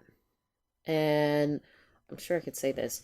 I settled for under a third. Nice. But then granted, note that I've been paying Yeah. for like the last 10 years, Yeah. basically. Yeah. So essentially, on all of these cards I've had, I've basically paid, I'm pretty sure I've paid at least maybe 2-3 times what I owed them. So it wasn't something like that, oh, I haven't been paying all these bills. Yeah. But every single bill I've paid more than the minimum every single month. Talking about credit is going to go on the description of this episode. Wow. Okay, that's okay. We've done that, Chuck. But let's get past that to the back to the archaeology. Archaeology. You've only told like 2 people about this. I told 2 people, and then finally it's coming up where it's like, okay, so Egypt keeps coming up. I see it in adverts, and I see it elsewhere. People are talking about it. Friends are talking about it. I was coaching someone at the time, and I remember going to her house and for face-to-face in-person coaching session, and then she had a Sphinx cat. Yeah, the hairless ones. Yes, Yeah. right. And so that's one thing, and then there was just this. That's something that I remember right now. But there were a succession of things that kept reminding me of Egypt and just other parts of daily life. Yeah. And because I was like, Every day when DuckTales came on TV, and there's this part when they're in Egypt. Yeah. Egypt pops up. Yes. Right, here and there. The Mummy Part 2 is coming Right. out. Oh, yeah. They're in town. And then there's The Mummy 3 with Jet Li. Yeah. There you go. Yeah. And so I now believe in synchronicities because it was just everything kept popping up. Yeah. And my initial thought of I don't have money for Egypt. Yeah. And in the past, those 2 people that I actually talked to about Egypt, they talked me out of it. They're like, no, it's too dangerous right now. And this spans from like high school on. And so it finally hit me one day. It might have been Utopia. Utopia of 2012? It might have been Utopia. Okay. And I actually had this idea at the time to, somewhere around then, and to maybe like do a documentary, film a documentary. Who says I can't film a documentary? About what? I wasn't quite sure at the time. You just wanted to make a documentary. I wanted to because I actually wrote down 1,001 things I wanted to do before I wanted to die. Before I died.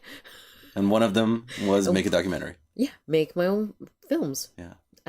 Amongst other things, right? And it was kind of like, wow, what if I can, do both? Go to Egypt and make a film. Yeah. Why can't I? My friend Ben Stewart, who did, he's the filmmaker of Kymatica. He made that. I remember that year I met him, saw the film, saw him in his band, Hierosonic, and they were just like going for things, and he had this incredible spirit of moving forward. Even if he's never gone to film school, he's never made a film before, made a documentary and is a speaker and just continues to search of what he believes in and being a speaker and being outspoken. And so definitely an inspiration for me to ponder, what am I waiting for? Yeah. How much longer am I going to wait? How much longer do I have to wait before going to Egypt, planning for Egypt? Yeah. Or planning for a film, or going to film school. I've done production work in the past, but I've never actually done film or studied film. So you finally decided to pull the trigger. I did. Sorry, this is getting long. It's okay. I had written my friend, Francis Kenny, who's a cinematographer, and about this idea of mine. What do you think of this idea? Didn't respond. And a couple of, I can't remember. I thought that he kind of blew me off. I totally felt like maybe, oh, you know what? in my mind, I started making up these stories of maybe I didn't have the jobs and he's too busy to deal with me, whatnot. Well, have you pitched a concept to him yet, or you're just saying, let's go make a documentary in No. Egypt? I pitched a concept to him about What do is you the think? concept? I think it was more of what do you think of this idea of my making a documentary in Egypt for this particular event. It was different from what's currently being filmed. It was multiple POVs, selecting maybe 5 different individuals to strap on GoPros or something like that, and then film their own individual individual experience, and then putting it together as a full-fledged experience of that event. But you didn't know what the event was going to be at? Egypt. Just the country of Egypt is an event? It was the Great Convergence as an event. So it was supposed to be an event where it was really a party, right? But touted as a party, but definitely as a tour to explore Egypt. And there were supposed to be ceremonies, and then there's supposed to be this Nile cruise to explore and visit these sites. What is the Great Convergence? I'm not familiar with it. Okay. The Great Convergence was essentially, first off, it was a 3-day event in Cairo, Egypt, at the foot of the Great Pyramids, from the Dulab and also Tamar el-Saks, who created this event. He had a vision. I later learned that he wanted to create this event to be able to go out to Egypt with his friends, with people of like-mindedness, and Dulab is involved with an event that happens in Egypt? Right. Wow, I did not know that. This was what it was. It's impressive. And so, and for 10 years, maybe 10 plus years, from what I understand, that Tamer had been talking about this dream of his. And finally, he teamed up with the Dulab, and they made it happen. There were about 250 of us total. Oops, I gave it away. The number again? Yeah. The 250? I mean, us. But there were about 250 people who went to this particular event. Normally, if you're aware of the Dulab's Lightning in a Bottle, 15,000 to 20,000 people. Yeah. So essentially, it's like the burner EDC. Pretty much, kind of thing. And it's so much smaller scale. Much smaller scale. But mostly people from the U.S., people from all over, of course, different countries went. And what an amazing eclectic group of individuals, event producers, musicians, producers, writers, astrologers, all kinds. So this is the idea that you pitched, covering this event. The idea that I pitched was to pick select individuals, 5 individuals, yeah. 5 individuals, like a producer of the event, or a musician, an attendee, and things like that, and to film together and collectively create what that experience really was, and recreate it in such a way that we can share with the rest of the world. Yeah. So that's not just from one POV, it's from multiple POVs. So initially it was that, and I didn't know if that was feasible. Pitched it, he didn't respond back. I went to Utopia, and I also went to another event that I just forgot right now. But Utopia was the event that inspired me to ask for what I want. Yeah. And I don't think I asked him yet at the time. I feel like maybe I didn't, but maybe I did. Sorry, I did ask him. I didn't get a response, and so I was creating stories in my head, like I'm in, I'm not worthy. I'm not worthy. Yeah. He's not going to respond. But after that, I mean, with Utopia, 3 different conversations, amazing individuals, 3 consecutive days. Egypt? No, it was about different things. Yeah. It all culminated with, you have to ask for what you want. And so for me, it was like, wow, what is it that I'm talking about? I'm not asking for. Yeah. So I shot out another email to him just to check in. I'm like, what? If he's going to ignore me, then he's going to ignore me. But I'm going to just ask him real quick. Yeah. And he responded, I'm working 18 hours on set. And I've been super slammed. But I think you got something there. I got an idea. Come on over and talk. Yeah. and I'll give you some pointers. So he gave me cinematography lessons. So what did the idea evolve into? It evolved into more of there were a lot of people involved to help me to kind of start figuring out exactly what that went into, and I finally named it Dream Shift Inspire because it was also based on me and my journey, but I wanted it to be my journey seen through the eyes of others, Interesting. and through that discovering what dreams we all have. What are the dreams that we have? Are they all similar dreams, essentially? Ultimately, at the core. And then what conscious shifts are we making to realize those dreams? Mm-hmm. And in doing so, how are we inspiring the world by just inspiring ourselves? And these connections are happening around this event.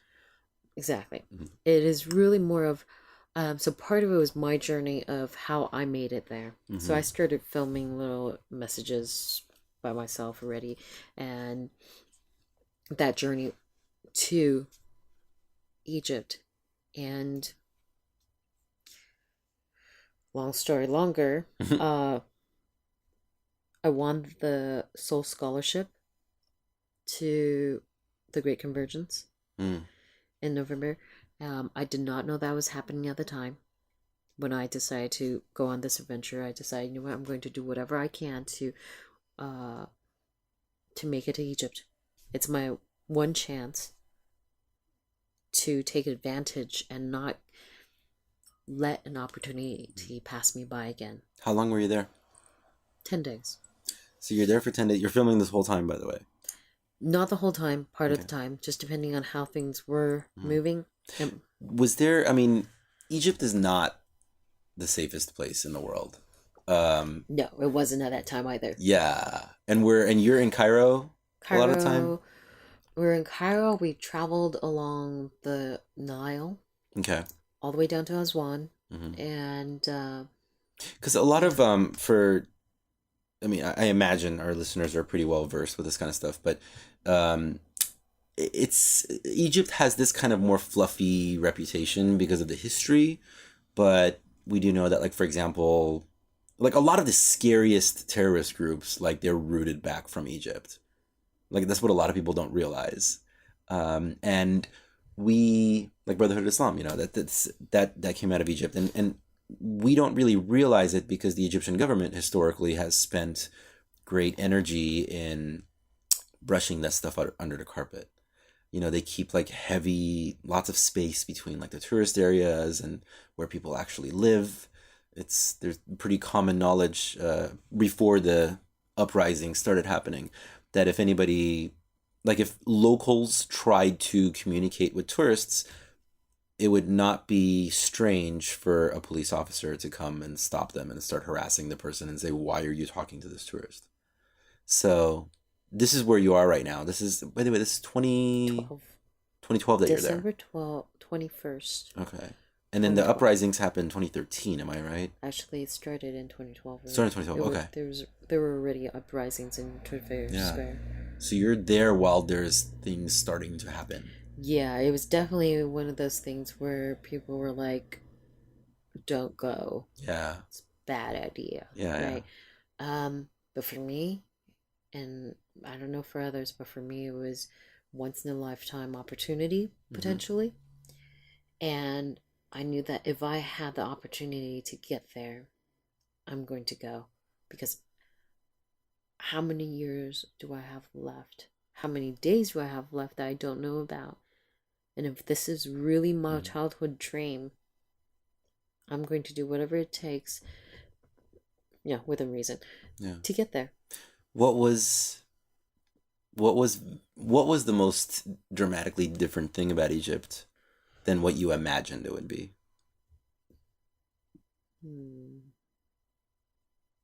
Is there something that you just were not expecting? How warm and friendly some of the people that we came in contact with were. You didn't expect people to be warm and friendly? It's not that the warm and friendly part, it's I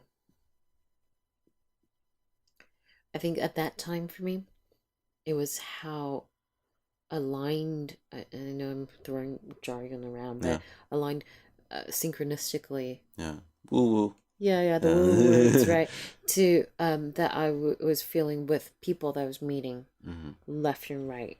You were attracting the kinds of people that you wanted to be around. Woo woo. Yeah, they just were showing up, right? Yeah. Yeah. No, I don't listen. I've obviously historically been the first one to make fun of stuff like this, but I have discovered that I don't know what it is. For some reason, when you put your intentions out to the universe, these people start showing up into your life. Exactly. I don't know what the science behind it is. I don't know how the fuck it's happening. It might be some, psychological thing that I'm not paying attention to, but And hence it part of my happens. project Yeah. as how it evolved, really, because it's that whole exploration of it's not even really how is this happening. It's more like, is this really happening? Yeah. Oh, cool. Well, if this really is happening and on a broader scale, what more can we do? Do you have like a thesis statement for your documentary? Is there a specific point you're trying to prove, or did you just decide you're going to start filming your journey and figure it out from there? I started by saying I was going to film my journey and figure it out. Things fell through. I couldn't raise enough money to get my actual photographer or my videographer there with me. I hope he's not mad with me. Last time we met, You can give him a public apology. It seemed like he was really upset at me. I don't know. I felt really some negative Because you couldn't take him to vibes. Egypt? Yeah, and I was like, I couldn't raise enough money, and I was able to raise enough money for my cameras at the time, actually. Yeah. And stroke of luck, perhaps, or stroke of synchronicity, perhaps, or everything in alignment, whatever it might be, that I was actually able to win that particular scholarship from the Do Lab. But to go and huge gratitude to the Do Lab for offering me this opportunity and to be able to do the things that I'm doing now. Yeah. So, but you to said, your point, I lost your question. Sorry. No, is there a thesis statement now? Because we know it wasn't when you first started filming. No, it wasn't.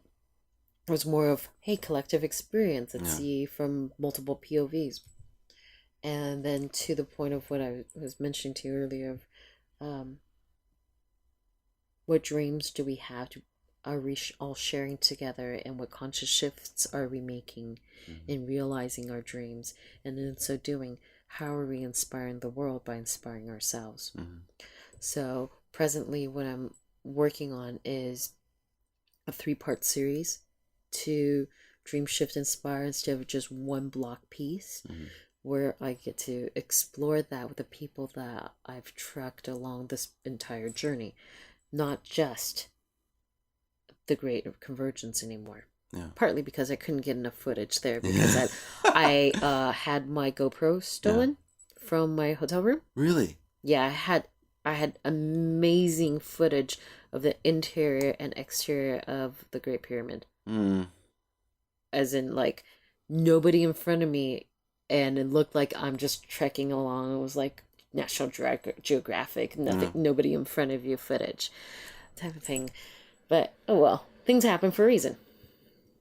It inspired a trilogy. It inspired more, and people kind of dropping like flies. I mean, like 85% of the people at the end got sick. Really? And it was like I couldn't really film sick people. From what? Like kebab? It was weird. It was like people were just dropping like flies from some weird Nile flu or something like that. Oh wow! And instead of like Montezuma's revenge, it was like Cleopatra's revenge or something. I think I saw it happen from the Valley of the Kings. When I saw my photographer, one of my photographers out there, he was amazing, and he, I remember him taking off his shoes to walk into the tombs. Next thing I know, get back to the shuttles, and he's there. He's just feeling super ill. You know, it was like from when we were on the bus and lively to just bam. Oh wow! It was weird, and then so many people were just like exhausted, or whether they were event producers, or if they were just attendees, they were just sick. And This stuff all found its way into the documentary, or did it get lost with the footage? it got lost, actually, because when I asked people if I could film them, a lot of people refused Yeah. to be filmed in that state of being. Yeah. And I can totally understand that. However, what I discovered through that, there were a few people who did agree to still be filmed despite how exhausted and tired they were. And I found so much courage when they did that. Yeah. That was inspiring, Yeah. at least for me.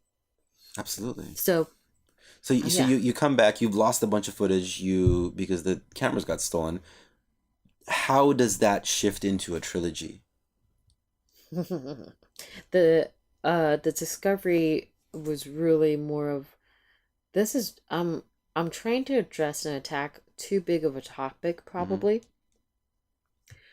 Because I was looking at a 27-minute piece, and so it was probably way too big to address within the time frame that I have. But what was the topic? Because you had said you didn't even have like a thesis statement. You wanted to explore. What is the thing that you want people to take away from watching at that time? What was the At the thing you wanted time, them to take okay. away? At the time, the takeaway was to really be able to observe this amazing group of individuals coming together, gathering together to explore Egypt, to understand its past and its present. This group of rather youthful individuals who are willing to go in amidst this trying and difficult time that people consider dangerous, but is considered for lack of a better word, like a holy time period, the end of the Mayan calendar, to actually explore and be explorers. So I wanted to document that initially.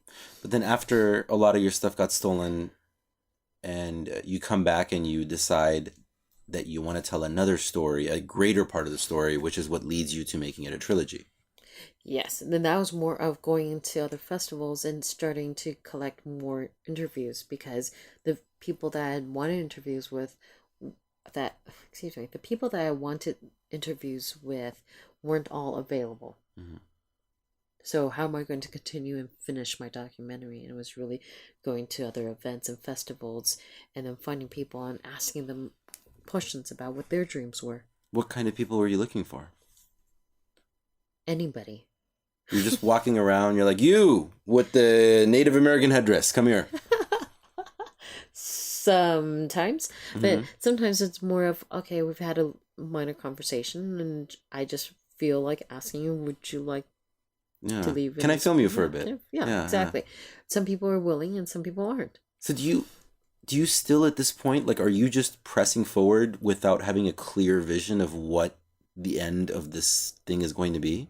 I think that, so Francis gave me some really good pointers, and that really helped to guide me in the sense that Francis is the cinematographer. yes. And so he said to me, he started out as a documentary filmmaker, and I'm going to butcher what he said, but essentially in films, with regular film cinematography or cinematic films, it's the telling of a story. Yes. Okay, you have the plot, you have the script, and everything laid out. But with documentaries, it's an exploration, and you explore, and you may not end up where you started. Yeah. And so I'm so thankful for Francis to have given me that guideline, so that I wouldn't be stuck in this mindset of it has to be this certain way. It's kind of like life. Yeah, right? that's I mean, that's wonderful, and I think that what you're describing is the reason a lot of people wanted to get into documentary filmmaking. I just feel like pointing out, though, that there is an entire school of documentary filmmakers who dramatically disagree with that. For example, if you'd like to see any of their work, Yes. there's a lot of horse shit on Netflix made by no. Republican Wait, documentary do I really wanna filmmakers. Wait, actually, I take... Well, Like the ones that, like, I'll be God, how many documentaries are there out there about how Obama is the devil? I assure you, they started out wanting for that to be the answer, and then they shot a bunch of footage and put it together. They're propaganda pieces, but they still can be considered documentaries. Right. Because even on our side, we have somebody like Michael Moore, who I'm not a massive fan of because I've caught him exaggerating things. But there's somebody else who I think has a fairly clear thesis statement of where he's going. But you're going sort of the old school way of documentary. You're going like the journalist approach to documentary filmmaking. You're out there, you've done this thing in Egypt, you're back here, you're meeting more and more of these interesting people at these interesting events, and you're just letting the vibe take you to the next thing. I am kind of allowing that vibe to take me to the next thing, and I've discovered through my experience of forcing interviews, particularly at events, I think, where people tend to have a million things on their minds and everything else that's going on. Or in their bodies. No comment. No comment. No. Whatever it might be. And so I set myself with the expectations of acquiring XYZ interviews, and then I've let myself down by expecting those, right? Yeah. So let go of expectation. I've let go of those expectations, and then also really feel into, okay, does this feel right? If I'm not feeling right about this, then maybe it's not the right time. Yeah. Artistically, Yeah. from an artistic perspective versus I think I should. And so, and most of my life, I've lived my life doing the shoulds. I think I should do this because X, Y, and Z. But now it's more of, does this feel right to me? Yeah. Does this feel good to me? So it's a documentary that's being shot and directed by you, but it's being produced by Woo Woo. The woo energy of the universe.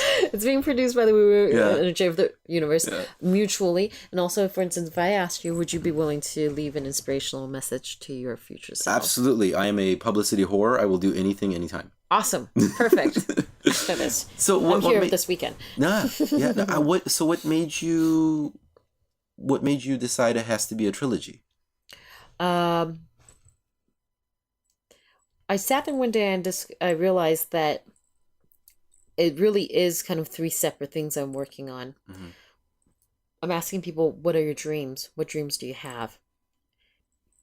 Excuse me. And then what conscious shifts are you making, have you made, and are you making now towards realizing those dreams? And I guess it's more of the way that I would like for it to be pieced together, that I see it in my mind's eye. Yeah. And also, how are you inspiring the world? And initially what I wanted to do was to profile people who are inspiring the world with what they're doing. Yeah. And then it morphed into, what inspirational message would you leave to your future self? Because it started that way, but then it morphed into realizing that it's actually kind of like three separate topics, sort of. Yeah. And to mesh all three together, it'd be like, okay.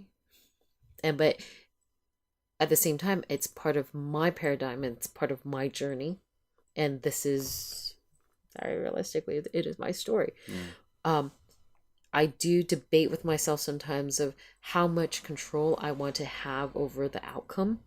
Because if I have more control over the outcome, then it's not scientific in my mind's eye.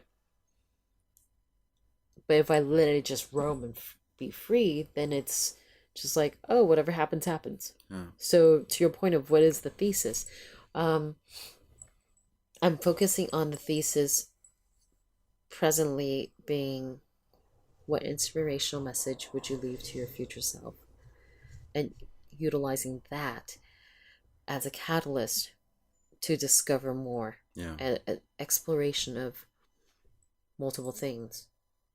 For you, the person who's leaving, just a second, for you to leave that message and see what your experience is.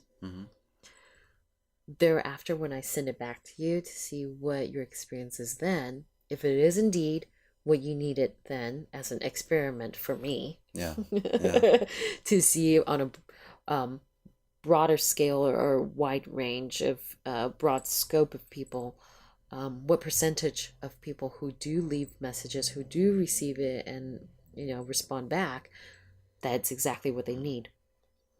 And then I could determine certain other questions that would evolve from that. How powerful are we really, if we're talking about the scientific, synchronistic elements of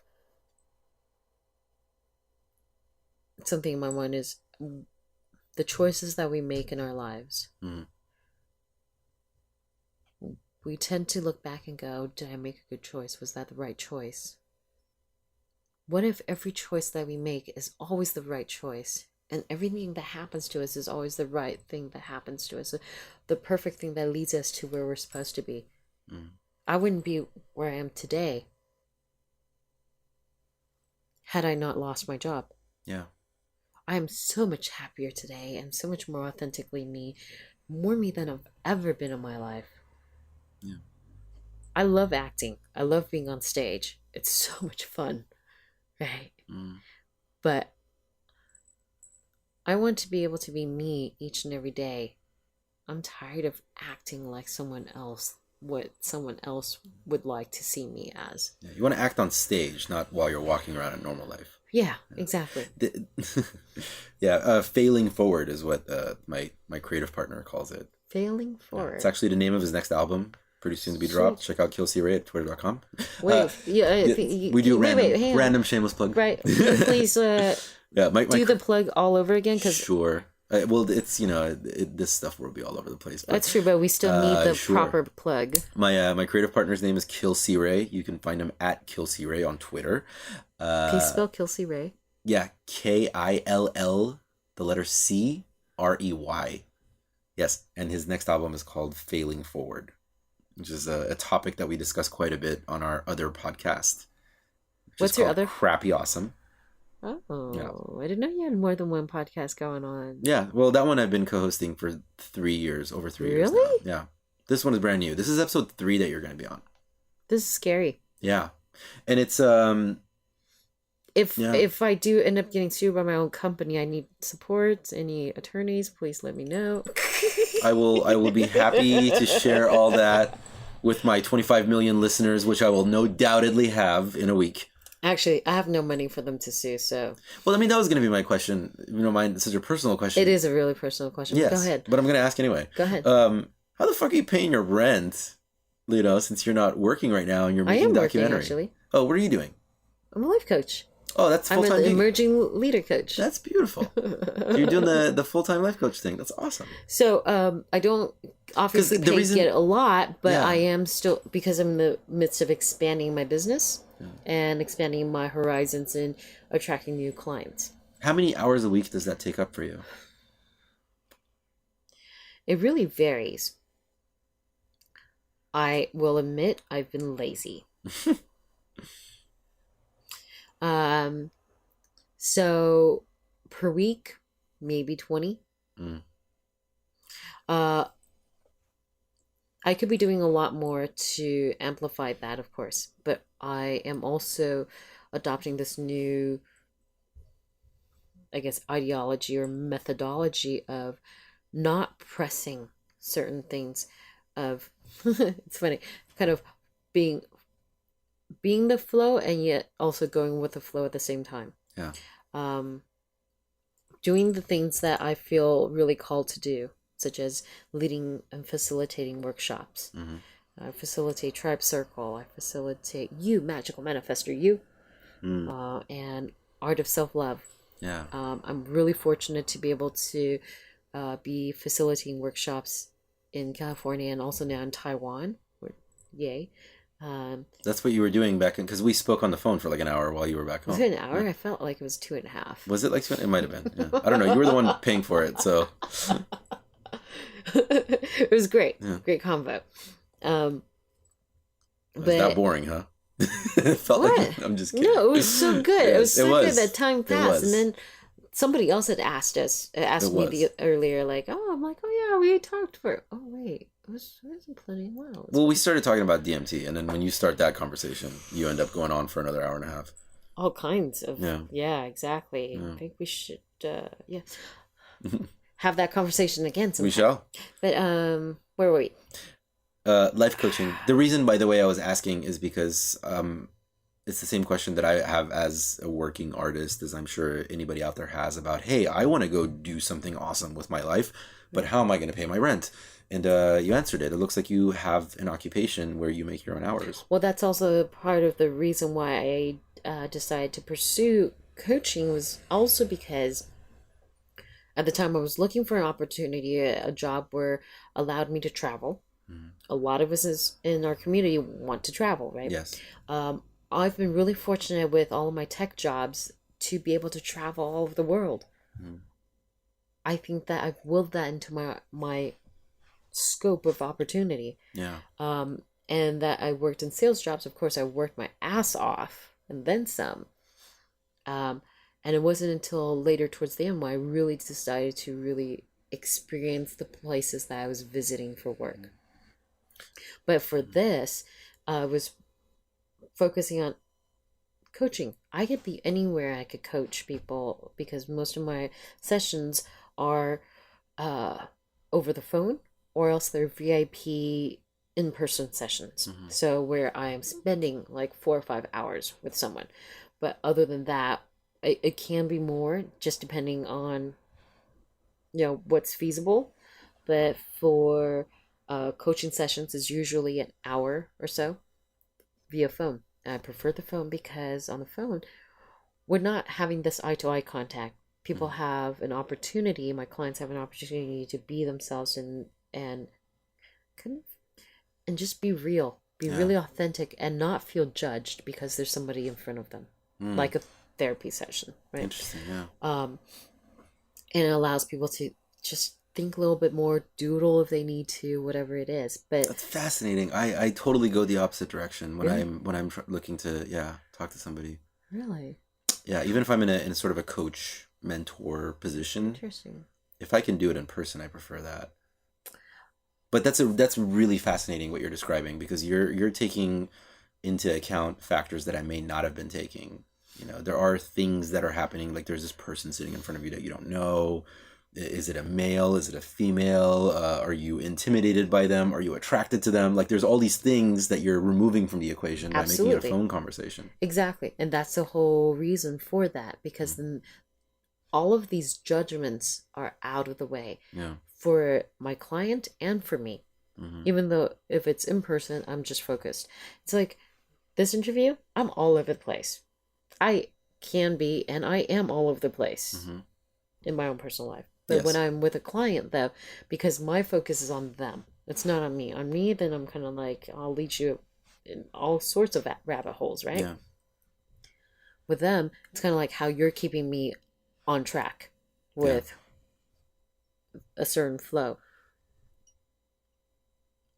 That's in part what I do. I help to keep them on track according to what their initial intended intention is. Yeah.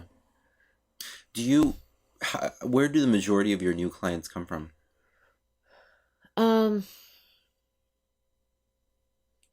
Majority of my new clients, I would have to say friends of friends, more recently have been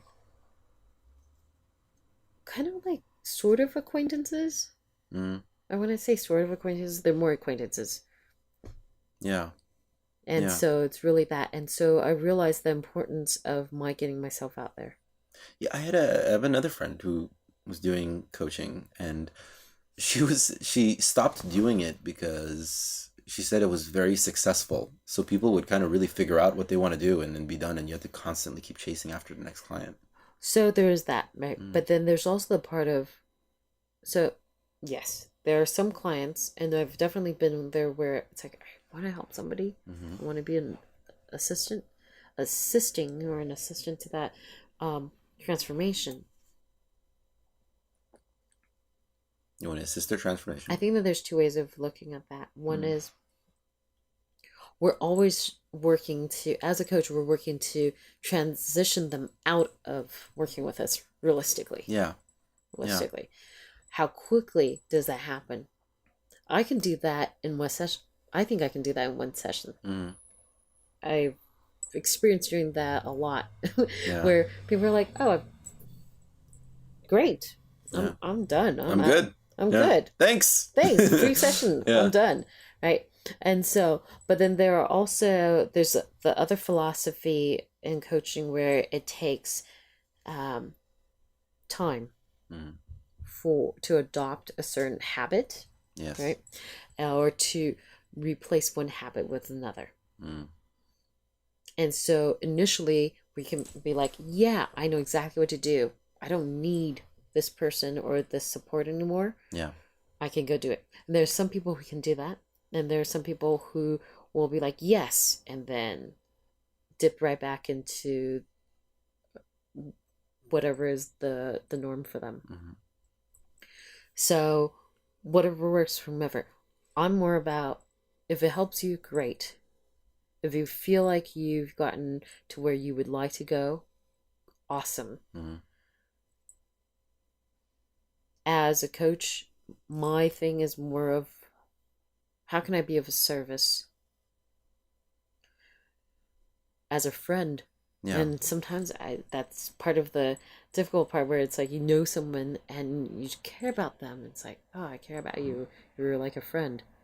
So to some it's extent, no, because I mean, even just speaking to like friends, I mean, to some extent, the series that you're working on is very deeply interconnected with what you're doing as a profession, which is, I guess, part of the other lesson for you starving artists out there. Find something that intertwines with what you're already doing to pay your rent, ideally. So you're not doing something dramatically different. You know, the two are feeding each other. The two, you know, you don't have a day job that's dramatically different from the thing that you're pouring your passion into. Well, for me, what I really learned was, what I felt was it's weird, I felt this trifecta, 3 different things. Not trifecta, the Camp at Burning Man. Not trifecta, they're awesome. Yes. By the way. But, and feeling like, what are the elements that really fit my passion and fulfill me? And so coaching is one of them. This documentary and project is one of them, which I'm going to go ahead and launch into another project. I'll let you know another time once that's ready to launch. Yes. I will have another bottle of $3 Chuck waiting for that interview. $3 Chuck now. Yeah, they went up $1. Oh, fuckers. Grapes got expensive, I guess. Well, you know what happened in Napa? I heard about something that happened. What happened in Napa? There's an earthquake or something like that. There's an earthquake in Napa? I shook it up. I was in Taiwan when this happened, and people in Taiwan were like, "Oh my god!" People in Taiwan know where Napa is? Yeah, they were like, "Oh my gosh, no, Napa earthquake! Yeah. Wine prices are going up." Oh, okay. Well, yeah, there it goes. I guess that's a very important reason for the population of Taiwan to be aware of Napa. They're big booze drinkers. Actually, get your whiskey at the airport. I believe whiskey. Yeah. What's your favorite? What's my favorite alcohol? Yeah. Oh gosh, you know what? I like rum, but I tend to drink more vodka because vodka soda. Because vodka soda. What's your favorite? Because carbs vodka? And sugar. Some noise just went. No, it was just the speakers. Okay. What's your favorite vodka? Seagram's, actually. Really? Yeah. People are often surprised that I am am purposely choosing Seagram's other than it was just a thing on sale. You must have heard my. Really? No, really? No, everybody responds that way. I think it's the smoothest vodka for that price range. What price is it? It's like $18 for a handle, usually. And it's like 3 times or 5 times distilled, 3 times. Okay. So it's pretty smooth. I didn't know that. No. I really love Chopin. Chopin? Chopin vodka. Which one's that? I don't remember, but they have it at like CVS? I don't think so. Where do you get it? Bars. Where? And at liquor warehouses. Oh, it's some fancy schmidt. It's really nice. No. I like it. I don't know why. I just, the flavor, the taste, the smoothness. I actually prefer it over Belvedere or Grey Goose. Yeah, that stuff is super overrated. I used to work in the nightlife industry. Right. I assure you. Grey Goose and Belvedere, it's all just good marketing. It's great marketing. I'm just like, I mean, look, they're not bad, but at the price point that they're at, it's ridiculous. there's some great Russian vodkas. Dude, the Kirkland brand vodka. I don't know about the Kirkland brand. No. Well, I know people talk about it being the same barrel as... I don't know if this is true. I have not officially researched this. It could just be Urban legend. yeah. But it's fucking smooth vodka. It's fine. It's pretty smooth, but I actually get a headache from drinking Kirkland. Specifically. Could it be that you're drinking a lot more of it because there's a lot more of it there? There's absolutely that potential. I think that's a factor. The bottom Chopin. Yeah. Like, it kind of like, this is just a so totally random side note. Like, people talk about like, yeah, ecstasy did this to me and I did so many pills that my brain doesn't work as well. I'm like, was it the pills or was it all the other shit you did to yourself for the past 10 years? Good question. I'm just saying. Cumulative. Yeah. That's true. I think we should do like a little vodka thing next time. A vodka challenge next time? Yes. Listen, we're gonna get through half of that podcast and it's gonna all fall apart if we're drinking the amount of vodka that we're drinking wine right now. Well, then we need more people on this podcast. Yes. Okay. We'll just have a round table of people just getting smashed. I love that. Yeah. That's a great idea. It's kind of like for my You Magical Manifester workshop that I've facilitated at Utopia this year. We ended up at the top of Indian Flats in the observatory. Yeah. Which was amazing, right? It's like basically outside you could see the whole entire landscape. Yeah. This was the Black Rock Observatory that was at Burning Man. Yes. We had it at Utopia this year, the San Diego Regional Burn. Exactly. And we had the designer, Greg Fleshman, and also I have a photo of him. Tom, the builder, and amazing other folk there. So we were all inside for the magical manifesting workshop. Yeah. And it really is a workshop, yes, woo-woo, for us to exchange tips, secrets, tricks, what works, what doesn't, with one another. And it was so amazing. I mean, I was completely sober at the time. And so when I think back, wow, what if I cloaked everyone in like these like hoods and capes before they came in? That would have been so much fun. Yeah. If people got to dress up when they came in and had this sit down conversation about magic. Yeah. Because essentially that was what it was. Yeah. How do we manifest magic into our lives? How do we manifest, quote unquote, right? Do we do anything about it?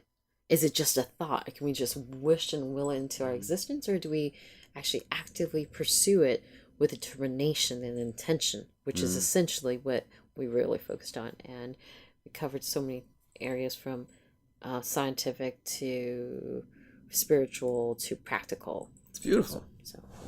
So when are we going to actually see this documentary? That's a really good question. Ballpark. If you had to manifest a general year and date, when is it going to be? I really want to manifest it for next year. Okay. 2015. The clairvoyant that I saw last month in Taiwan told me 2016. Okay. You know, I'm going to go with the clairvoyance. Really? Yeah. You're going to go with the woo-woo? Yeah. Not because of the woo-woo part of it, but just because with my film production experience, I would say, yes, we would love for it to come to fruition next year, but it's probably realistically going to be another year. I think you're right, actually, with that. But for the time being, people can go to the website and like get teasers and read information and stuff. Totally get teased. Yeah. Come and get teased. Go get teased. Because what's wrong with you? That's what we do. We tease. Yeah. I love teasing. Alice teases the fuck out of people. What's the website? DreamShiftInspire.com. Oh, it's good that you got that URL. Dude, thank God. That's awesome. I do have the dream dash. Wait, damn it. Oh, the one with all dashes in with the all middle? the dashes. Oh, no. I initially thought it would be great to separate them. Now No. it's like, no. Just one. It's not 1994. Come on. Yeah. Is that also where they can get a hold of you if they're interested in coaching? Actually, It's a different website right now. Okay. Manifest Metamorphosis. That's a lot of syllables. I know it is. Okay. I have plans to combine all of them under alicewang.com at some point. Oh, yeah. That's good. So, but Why haven't you done that yet? I'm in the process of building that, actually, in the process of seeing how that's actually going to lay out between the coaching, the documentary, this new project that's tied in with the documentary, and also music. So as I'm collaborating with... You're also creating music. Collaborating with friends. More dreams that are coming true. Beautiful. Right? And speaking of which... Positive vibes, journeys. What's that? Just creating positive... general woo-woo. Music. Yeah. General woo-woo tracks and subliminal tracks. And also, hopefully in the future... Well, definitely in the future... beautiful, transcendent psychedelic journeys. Beautiful. Dig it. And you're going to go see Infected Mushroom. I am. Tonight. Are you coming? Maybe. How can I convince you? Buy my ticket. I'm kidding. Buy your ticket? No. We can make that happen. We can manifest that. We're going to manifest the free ticket. We can manifest a ticket. We will discuss this after the show. But so you're going to go see Infected Mushroom. Yeah. I missed them at the burn twice. Yeah. So I'm excited. Oh God, if I made a list of all the shit that I missed at the burn because I was trying to keep myself from unraveling. What's it? Fear of missing out? What is FOMO. It? FOMO. No, I'm definitely feeling FOMO. Like, the logic in me tells me that I shouldn't go, but the FOMO is like, you should go see Infected Mushroom. What do you got to lose? Hours of sleep and work. That's a really lame note to end the podcast on, but I'm going to go ahead and do that. Alice, thank you so much for joining us. Thank you so much, Arash. Okay. Pleasure. Yes. This was another egg clean glass. Bing. Bing. We still have alcohol left. Deep eye contact and then drink. Eye gazing contact? You don't have to actually keep your eye on the person as you drink. You just need to make the eye contact afterwards. But if this was woo-woo, we would continue the eye contact. I know, if it was woo-woo, we'd talk about how our vibrations want to be up, whatever. Let's not start on that one. We'll be here for another hour. That'll be next time. I'm going to stop this recording.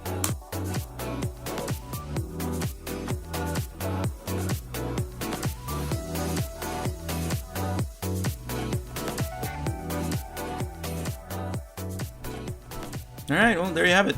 Third time's a charm.